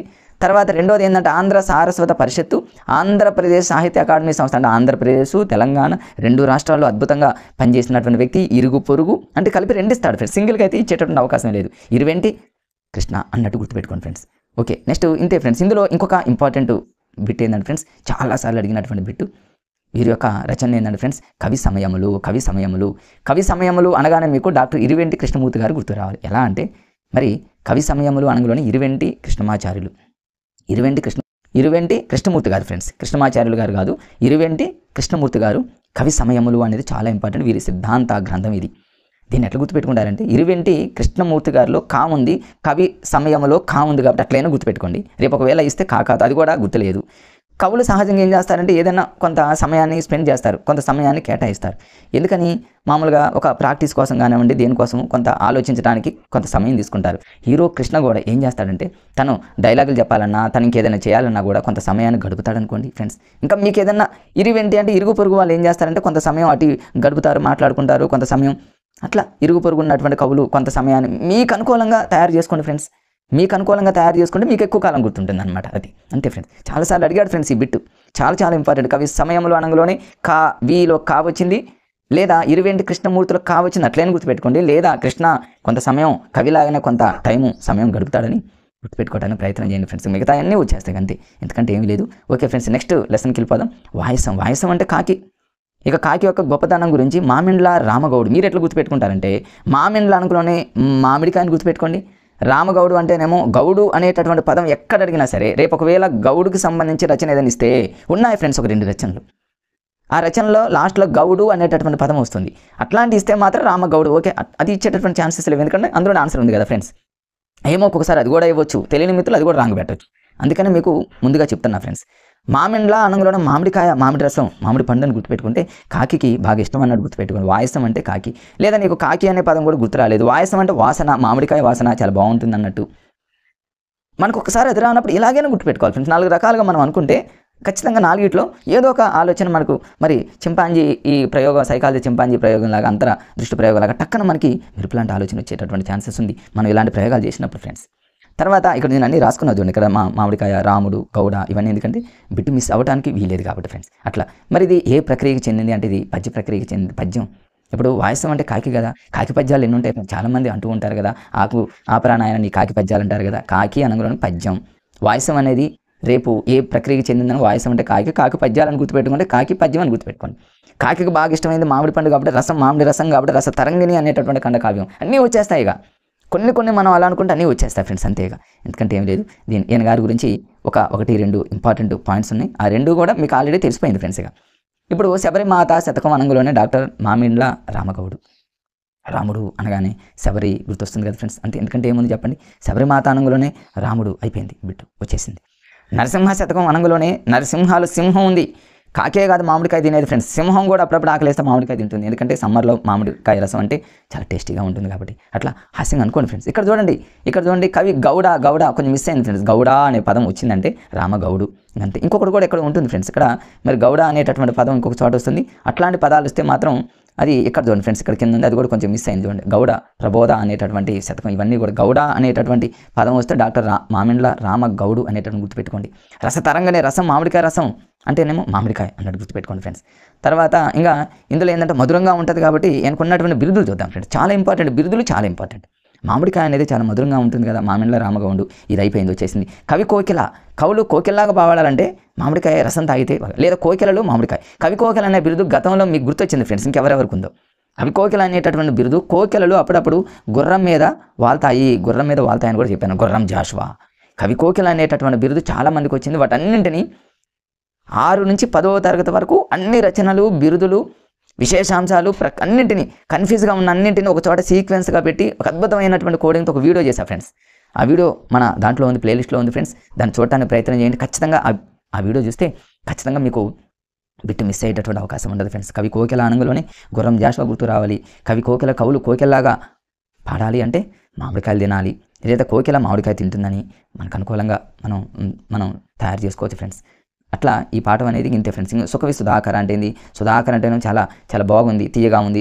సుధాకర్ అంటేనేమో చాలా మధురంగా అనేటటువంటి పదం, మామిడి పండు మధురంగా ఉంది అన్నట్టు అవన్నీ మీకు గుర్తొస్తాయి. ఇక అంతే ఫ్రెండ్స్, అంతకంటే ఈ లెసన్లో ఏమీ లేదు. నెక్స్ట్ లెసన్లోకి వెళ్ళిపోదాం ఫ్రెండ్స్. నెక్స్ట్ లెసన్కి వచ్చేసి తీయని పలకరింపు ఎవరు చేస్తూ ఉంటారు? సహజంగా ఇళ్లలో ముసలి వాళ్ళు చేస్తూ ఉంటారు. తీయని పలకరింపు, బాగున్నావా నాన్న, అది ఇదని. తీయని పలకరింపు అనుగులోని ఇక్కడ ఇల్లిందల సరస్వతీదేవిని, మరి ఇక్కడ ఇల్లిందల సరస్వతీదేవి అని మనకు అందులోనే ఉంది కదా ఫ్రెండ్స్. సరస్వతీదేవి సరస్వతీదేవి పిల్లలకి ఏం చేస్తుందని తీయని పలకరింపు చేస్తుంది. పలక అని గుర్తుపెట్టుకోవచ్చు. పలక అంటే అక్షరాలలో, పలక మీద అక్షరాల అని అక్షరాభ్యాసం చేపించేది సరస్వతీదేవి దగ్గర కాబట్టి పలకరింపులో అట్లా గుర్తు రాకపోయినా పలక అనుగుణం సరస్వతీదేవిని మీరు గుర్తుపెట్టుకోండి, అయిపోతుంది ఫ్రెండ్స్ అంతే. దీనికి సంబంధించి ఇక ఈ పాఠం ఉద్దేశం అనేది ఇవన్నీ మీకు జనరల్గా చూడండి, జనరల్గా తెలిసిందే కదా ఫ్రెండ్స్. ఇవి ఇలా ఇప్పుడు మన ఈ జనరల్గా ఉన్న అటువంటి విషయాలు అనేవి నేను వాటి జోలికి పోను ఫ్రెండ్స్. ఇక్కడ చూడండి, వృద్ధులు నిర్లక్ష్యానికి గురైనప్పుడు, వాళ్ళని పట్టించుకోనప్పుడు వృద్ధుల పట్ల మనం ప్రేమను ఏ విధంగా చూపించాలి, ఇవన్నీ కూడా ఈ పాఠంలో ఉంటాయి. అది జనరల్గా మీరు చూస్తారు కాబట్టి ఇతివృత్తం జోలికి పెద్దగా నేను ఏమీ వెళ్ళట్లేదు. కన్ఫ్యూజ్గా ప్రక్రియలు ఉంటాయి కాబట్టి వాటి జోలికి ఎక్కువగా నేను ఫాలో అప్ అవుతున్నా ఫ్రెండ్స్. ఇది కథానిక అనంగంలోనే మీకు గుర్తొచ్చింది ఫ్రెండ్స్. నాయనమ్మ అనేటటువంటి పాఠం ఇది ముసలి వాళ్ళకి సంబంధించింది, అది ముసలి వాళ్ళకి సంబంధించింది. నాయనమ్మ ఎప్పుడైనా మన కథలు చెప్తూ ఉంటే ఆ 7 చేపల కథ, ఒక చేపలని రోజు అదే చెప్తూ ఉంటే ఆపు కథలో ఇక ఆపు, కథ ప్లస్ కథానిక అని చూసారు. ఇక ఆపు కథను ఆపు, నాయనమ్మ ఆపు అంటూ ఉంటాం. అది కూడా కథానిక అనేటువంటి ప్రక్రియ చెందింది. ఇక్కడ తీయని పలకరింపు చేసేది కూడా మన ముసలి వాళ్ళకి సంబంధించి. ఇల్లేంద్ర సరస్వతీదేవి ఓకే రచయిత, ముసలి వాళ్ళే కాబట్టి మనం ఏమంటాము, ఆపు కథను ఆపు అంటాం కాబట్టి కథానిక. అట్లా గుర్తుపెట్టుకోండి ఫ్రెండ్స్. అట్లా ఈజీగా గుర్తుపెట్టుకునేటటువంటి లాజిక్స్ ఫ్రెండ్స్ ఇవన్నీ కూడా. తర్వాత ఈ ఇల్లేంద్ర సరస్వతీదేవికి సంబంధించిన దాంట్లో ఒక ఇంపార్టెంట్ పాయింట్ ఉంది ఫ్రెండ్స్. సో నాకు స్వర్ణ కమలాలు అనే పదం ఉంది, ఈజీ కదా. సరస్వతి రేపు ఏమంటాడంటే స్వర్ణ కమలాలు కథా సంపుటికి కేంద్ర సాహిత్య అకాడమీ అవార్డు వచ్చింది ఎవరికి అంటాడు. స్వర్ణ కమలం అనగానే ఆ కమలం స్వర్ణం బంగారంతో తయారు చేసినటువంటి కమలం అనమాట. ఈ కమలం మీద ఎవరున్నారంటే సరస్వతీదేవి ఉంది. అంటే ఇల్లేంద్ర సరస్వతీదేవి ఇస్ కరెక్ట్ ఆన్సర్. అంటే మనం అట్లా అనుకోవాలి, ఇమాజిన్ చేసుకోవాలన్నమాట. స్వర్ణ కమలం బంగారపు కమలం మీద సరస్వతీదేవి ఉంది కాబట్టి సరస్వతి, ఇల్లేంద్ర సరస్వతి. ఇంకోటి ఏముంది, తులసి దళాలు, తులసి ఆకులు తింటూ ఉంటాయి. ఎందుకు తింటాం? సరస్వతీదేవి మనలోకి వస్తుందని, సరస్వతీదేవి లాంటి టాలెంట్ మన బ్రెయిన్లోకి వస్తుందని తులసి ఆకులు పిల్లలకి తినిపిస్తూ ఉంటారు కదా ఫ్రెండ్స్. ఇప్పటికీ పెద్దవాళ్ళమైన మనం కూడా రాజహంస, ఒక హంస రాజహంసంలాగా సరస్వతీదేవి కూర్చుందని గుర్తుపెట్టుకోండి ఫ్రెండ్స్. అంతే, ఈ 3 పాయింట్లు ఇందులో ఉంది. ఈ 3 ఈజీ కదా ఫ్రెండ్స్. సరస్వతీదేవితో మనం లింక్ చేసుకుంటే ఫినిష్ అయిపోయింది అంతే, అంతకంటే ఎక్కువ. తర్వాత కుమరం భీముడు అని ఒక సాంగ్ కూడా ఉంది ఫ్రెండ్స్. కుమరం భీమ్ మీద ఖచ్చితంగా బిట్ వచ్చే ఛాన్స్ ఉంది ఫ్రెండ్స్. ఏంటి, జల్ జంగల్ జమీన్ అంటే ఇక్కడ భూమి, అంటే జల్ జంగల్ జమీన్ అంటే నీరు, అడవి, భూమి ఇదంతా మనదే అనేటటువంటి నినాదంతో గోండులను, కోయలను, చెంచులను వాళ్ళందరినీ ఐక్యపరిచినటువంటి వ్యక్తి కుమరం భీమ్ మీద ఒక సినిమా కూడా వచ్చింది, మనందరికీ తెలుసు. దీనికి సంబంధించి టెక్స్ట్ బుక్లో మ్యాటర్ ఉంటుంది ఫ్రెండ్స్. ఒక్కసారి అలా టైం ఉంటే చూడండి ఫ్రెండ్స్, అంతే. ఇంకంతకంటే ఇందులో ఏముండదు ఫ్రెండ్స్. తర్వాత సురవరం ప్రతాప్ రెడ్డి, ఇంకా డాక్టర్ తెలంగాణ వైతాళికుడు అని ఎవరిని పిలుస్తారంటే సురవరం ప్రతాప్ రెడ్డి కాదు ఫ్రెండ్స్. తెలంగాణ వైతాళికుడు అని ఎవరు పిలుస్తారంటే కాళోజీ నారాయణరావు. గుర్తుపెట్టుకోండి, కాళోజీ నారాయణ. కాళ్ళకు తాళి కట్టాలి, మెడకు కాదు అన్నట్టు హాస్యంగా గుర్తుపెట్టుకోండి. సహజంగా చూడండి, తాళిని కాళ్ళకు కడితే గొడవలు అవుతాయి కదా. అందుకనే కాళోజీ నారాయణరావు యొక్క ఫేమస్ రచన ఏంటంటే నా గొడవ అనే రచన చేసింది ఎవరంటే కాళోజీ. ఇంకా అది కూడా గుర్తురాలేదు అనుకున్న, నా గొడవ ఎవరిదంటే కాళోజీ. ఎందుకని ప్రతిదానికి కాళ్ళతో తంతా ఉంటాడని గుర్తుపెట్టుకోండి. కాళ్ళతో తంతారు కాబట్టి నా గొడవ, అందరి గొడవల్ని నా గొడవలాగానే తీసుకొని ఎక్కడ గొడవ ఉంటే అక్కడ పోయి తలదూరుతూ ఉంటాడు. ఎవరు? కాళోజీ నారాయణరావు. కాళ్ళు అని గుర్తుపెట్టుకుంటే నా గొడవ గుర్తొస్తుంది, వైతాళికుడు తాళి కాళ్ళకు, అట్లా అనమాట. ఇవన్నీ ఏంటంటే ఫ్రెండ్స్, ఇవన్నీ మీకు చెప్పడం వల్ల కనీసం నా మాటలు మీరు వింటూ ఉంటారు కాబట్టి ర్యాపిడ్ రివిజన్గా రేపు బిట్టుపోయేటటువంటి ఛాన్సెస్ ఉండదని. సురవరం ప్రతాప్ రెడ్డి ఏంటంటే గోల్కొండ అనేటటువంటి పత్రిక రాశాడు మనందరికీ. గోల్కొండ అంటేనే పెద్ద కొండ. ఈ కొండ మీద ఎవరు ఉంటారు? సూర్యుడు ఉంటాడు. సూర్యుడు ప్రతాపంగా ఉంటాడు. ప్రతాపం అంటే సూర్యుడు. అట్లా అంతే ఉంటుంది కదా ఫ్రెండ్స్. కొండ పైన సూర్యుడు కాబట్టి సురవరం ప్రతాప్ రెడ్డి, సూర్యుడు ప్రతాపం చూపిస్తూ ఉంటాడు కొండ. అట్లా కృష్ణా పత్రిక అంటే ముట్నూరు కృష్ణారావు అందులోనే ఉంటుంది. ఇమ్మోజ్ పత్రిక అంటేనేమో షోయబుల్లా ఖాను, మీకు తెలుసు. అట్లా ఇమ్రోజ్ అనంగానే మీకు ఆల్రెడీ చెప్పడం జరిగింది ఫ్రెండ్స్. షోయబుల్లా ఖాను. తాజ్వీ అనేటటువంటి ఉర్దూ పత్రిక రాసింది ఎవరంటే నేను చెప్పా ఫ్రెండ్స్ మీకు, షోయబుల్లా ఖాన్. తాజ్వీని ఎలా గుర్తుపెట్టుకుంటారంటే తాజ్మహల్ అని గుర్తుపెట్టుకోండి. తాజ్మహల్ ఎంత షోక్గా ఉంటుంది, ఎంత బ్యూటిఫుల్గా ఉంటుంది. అంటే తాజ్వీ అనేటటువంటి ఉర్దూ పత్రిక అనేది ఎవరి మీద వ్యతిరేకంగా తీసుకొచ్చాడంటే రజాకారుల నాయకుడైనటువంటి కాసిం రజ్వీ యొక్క క్రూరత్వానికి మరి వ్యతిరేకంగా తీసుకొచ్చినటువంటి పత్రిక కాబట్టి అది చాలా ఇంపార్టెంట్. అది మన టెక్స్ట్ బుక్లో క్లియర్గా ఉంది ఫ్రెండ్స్. తాజ్వీ అనగానే మీకు తాజ్మహల్ గుర్తుపెట్టుకుంటే తాజ్మహల్ చాలా షోక్గా ఉంటుంది కాబట్టి షోయబుల్లా ఖాన్. అట్లా గుర్తుపెట్టుకోండి. కాకతీయ అనే పత్రిక, కాకి అని గుర్తుపెట్టుకుని పాముల పత్రిక వెంకట నరసింహ, ఇవన్నీ పత్రికలు ఉన్నాయి ఫ్రెండ్స్ టెక్స్ట్ బుక్లో క్లియర్గా. కొండ అనుగుణంలో కొండ మీద సూర్యుడు ఉంటాడు కాబట్టి సురవరం ప్రతాప్ రెడ్డి, ఇవన్నీ ఇట్లా మీరు గుర్తుపెట్టుకుంటే. తెలంగాణ అనేటటువంటి పత్రిక నిర్మించింది, చాలా ఇంపార్టెంట్. తెలంగాణలో అన్నీ ఒకప్పుడు మట్టితో ఉన్నటువంటి కోటలే కాబట్టి మట్టి కోట ఆల్వారసం తెలంగాణ పత్రిక. గుమ్మస్తా అనే పత్రికను ఎవరంటేనేమో గుమ్మస్తాలు ఆ రోజుల్లో డబ్బులు లేక మట్టితో కోటలు కట్టుకునే వాళ్ళు. మట్టి కోట అది జానే ఉంది, మీ జానే ఉంది. చూడండి, దండేయాలి, మాల అన్నీ ఈజీనే కదా ఫ్రెండ్స్. ప్రతిదీ మన లాజికల్ చూడండి ఎంత గుర్తొస్తున్నాయో. మీరు రేపు మాక్ టెస్టులు రాయండి, ఏదైనా ఒక యూట్యూబ్ ఛానల్లో ఎవరైనా మాక్ టెస్టులు పెడితే రాయండి, ఇవన్నీ విని ఒక బిట్టుపోయేటటువంటి ఛాన్సెస్ ఉండవు ఫ్రెండ్స్. నెక్స్ట్ సురవరం ప్రతాప్ రెడ్డి, కాళోజీ నారాయణ. ఇక్కడ చూడండి, తెలంగాణ వైతాళికుడు అని పేరు కన్నాడు ఎవరంటేనేమో కాళోజీ నారాయణరావు. చాలా ఇంపార్టెంట్ ఫ్రెండ్స్ ఇది. ఇక్కడ ఆయన ఏమన్నాడు కాళోజీ నారాయణరావు, ఈ నేల సాంస్కృతిక వారసత్వంలో నుండి ఎరిగినటువంటి మహానీయుడు కాళోజీ నారాయణరావు కొటేషన్ ఇచ్చాడు, చూసుకోండి ఫ్రెండ్స్. తర్వాత ఈ కాళోజీ నారాయణరావుకి సంబంధించి ఏంటంటే నా గొడవ అనేది ఉంటుంది కదా. ఇక ఆయన యొక్క ఫేమస్ రచన ఏంటంటే నా గొడవ అనే పేరుతో కవితలు రాసిండు. కాళ్ళతో తంతుంటాడు కాబట్టి హాస్యంగా ఫ్రెండ్స్, అంటే గొడవలు అవుతూ ఉంటాయి. ఇట్లా అనుకుంటే ఇంకా లైఫ్లో మనం బైహార్డ్ చేయాల్సిన పనే ఉంది, రివిజన్ చేయాల్సిన పనే ఉంది, షార్ట్ నోట్స్లో ప్రిపేర్ చేయాల్సిన పనే ఉంది, ఏం అవసరం లేదు కదా ఫ్రెండ్. అంతే ఈ లాజికల్ రాసుకోండి ఒక చోట. ఖచ్చితంగా మీరు ఈ టెట్టే కాదు రేపు డిఎస్సిలో కూడా 100% మనం రివిజన్ చేయాల్సిన పరిస్థితి కూడా ఉండదు. ఆచార్య కొత్తపల్లి జయశంకర్ తెలంగాణకి అసలు మేజర్. అసలు మీకు ఎప్పుడైనా ఒక 4 ఆప్షన్లు ఇచ్చి మీకు 4 ఆప్షన్లో మీకు ఆన్సర్ ఏది తెలియనప్పుడు ఒకవేళ ఈ పేరు కనుక ఉంటే దీనికి మీరు ప్రయారిటీ ఇవ్వండి ఫ్రెండ్స్. కొత్తపల్లి జయశంకర్ అనేటటువంటి వ్యక్తి తెలంగాణ పునర్నిర్మాణంలో ఉన్నటువంటి ముఖ్యమైనటువంటి వ్యక్తి కాబట్టి కొత్తపల్లి జయశంకర్ అంటేనే చాలా ఫేమస్ ఫ్రెండ్. ఆయన గురించి చెప్పేది ఏం లేదు, చాలా ఫేమస్, మీరు తెలుసు కాబట్టి. స్వామి వివేకానంద గురించి పెద్దగా ఏముండదు. నేను సావిత్రిబాయి అనగానే మీకు జ్యోతిబా పూలే, సావిత్రిబాయి అనగా మీకు ఇవన్నీ తెలుసు కదా ఫ్రెండ్స్. జ్యోతిరావు పూలే బాలికల కోసం ఒక పాఠశాలను ప్రారంభించింది. మొట్టమొదట బాలికల కోసం పాఠశాలను స్థాపించింది 7th క్లాస్ సోషల్లో ఉంది ఫ్రెండ్స్. జ్యోతిరావు పూలే పాఠశాల స్థాపించింది కాబట్టి జ్యోతి వెలిగించాలని గుర్తుపెట్టుకోండి ఫ్రెండ్స్. మొట్టమొదటి బాలికల కోసం కాబట్టి, గర్ల్స్ ఫస్ట్ ఉంటారు కాబట్టి, గర్ల్స్ హారతి ఇవ్వాలి కాబట్టి రకరకాలుగా మనం దీన్ని గుర్తుపెట్టుకోవచ్చు ఫ్రెండ్స్. అంతే మీకు 7th క్లాస్ ఒకటి ఫ్రెండ్స్, 8th క్లాస్ ఒకటి, 6th, 7th, 8th ఈ 3 క్లాసులకు సంబంధించి సోషల్లో ఆల్ చాప్టర్స్ని చాలా అద్భుతంగా నేను కోర్స్ లెవెల్లో నీట్గా ఫ్రెండ్స్ వీడియో రూపంలో అందించాను. చాలామంది మిత్రులు ఆ వీడియోని చూశారు. అది ఏపీ తెలంగాణ 2 రాష్ట్రాలకు యూజ్ అవుతుంది ఫ్రెండ్స్. ఎందుకంటే మోడర్న్ హిస్టరీ అనేది తెలంగాణ ఏపీ 2 రాష్ట్రాల్లో సేమ్ ఉంటుంది కాబట్టి స్వామి వివేకానంద 2 రాష్ట్రాల్లో ఉంటుంది అంటే, గాంధీజీ 2 రాష్ట్రాల్లో ఉంటుంది, గాంధీజీ ఉద్యమాలు 2 రాష్ట్రాల్లో ఉంటుంది అంటే, ఇవన్నీ కూడా 2 రాష్ట్రాలకి ఇద్దరికి యూజ్ అయ్యే విధంగా చాలా అద్భుతంగా నేను 6th, 7th, 8th క్లాస్కి సంబంధించి సోషల్ వీడియో చాలా కష్టపడి తయారు చేసి అప్లోడ్ చేశాను ఫ్రెండ్స్. చాలామంది మిత్రులు చూశారు, చాలా యూజ్ చేసుకున్నారు.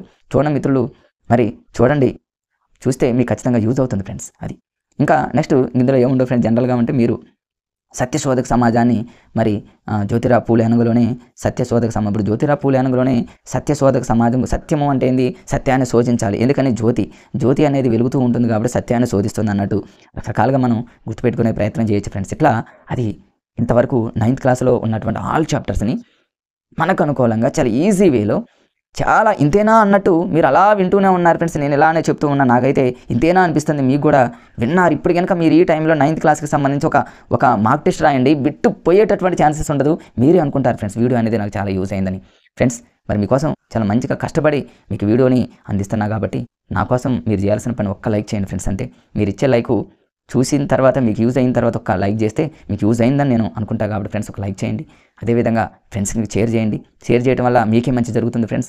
మనం హెల్ప్ చేస్తే దేవుడు ఖచ్చితంగా ముందు మనకు బ్లెస్సింగ్ ఇస్తాడు అనేది ఎక్కువగా నేను నమ్ముతా ఫ్రెండ్స్. మన స్వార్థం మనం చూసుకుంటే ఎవరు మనకు బ్లెస్సింగ్ ఇవ్వరు కాబట్టి ఎటువంటి స్వార్థం లేకుండా అందరికీ జాబ్ రావాలి, వాళ్ళతో పాటు నాకు ఒక్క జాబు ఇవ్వు దేవుడా అని మనం కనుక దేవుని ప్రార్థిస్తే అందరికీ రావాలి, వాళ్ళతో పాటు నాకు ఇవ్వు అని అంటే మాత్రం గ్యారంటీ బ్లెస్సింగ్ వస్తుంది. కానీ ఎవరికైనా వస్తుందో రాదో నాకే తెలియదు, నాకే రావాలనేటువంటి స్వార్థంతో ఉంటే ఎవరు బ్లెస్సింగ్ ఇవ్వరు కదా ఫ్రెండ్స్. అందుకని షేర్ చేయండి.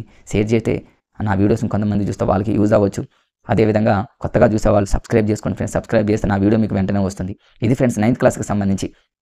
నెక్స్ట్ 10th క్లాస్లో ఫస్ట్ లెసన్ దానశీలము అనుగుణ పోతనకు సంబంధించి అద్భుతంగా ఈ 10th క్లాస్కి సంబంధించి ఫ్రెండ్స్ టోటల్ మొత్తం చూడండి. ఇవన్నీ కూడా నేను ఆల్రెడీ పీడిఎఫ్ తయారు చేసి ఉంచా. కాకపోతే ఏంటంటే ఇప్పుడు నేను ఈ వీడియో అనేది ఇంకా కంటిన్యూషన్ చేయడం వల్ల ఎక్కువ టైం అవుతుంది, మరి ఇది అనేటటువంటి ఉద్దేశంతో మరి ఈ వీడియో ఇంతటితో ఆపుతున్నా ఫ్రెండ్స్. మరి నా వీడియో మీకు నచ్చినట్లయితే మరొకసారి అడుగుతున్నా ఫ్రెండ్స్, లైక్ చేయండి. మళ్ళీ వెంటనే ఈ వీడియో మీరు అలా చూస్తూ ఉండండి ఫ్రెండ్స్. వెంటనే మీకోసం వీడియోని వెంటనే అప్లోడ్ చేస్తా. ఈరోజు ఈ 9th క్లాస్ 10th క్లాస్ 2 వీడియోలు ఈరోజు మీరు పర్ఫెక్ట్గా వినండి. విన్న తర్వాత మీరు ఇంకేదైనా సబ్జెక్టులు కానివ్వండి మీ టైం టేబుల్ ప్రకారంగా మీరు ఫాలో అయిపోండి ఫ్రెండ్స్. మీకోసం ఈ 2 వీడియోలు చేస్తున్నా. Okay, bye friends. మళ్ళీ వీడియోతో మేము ముందుంటా ఫ్రెండ్స్.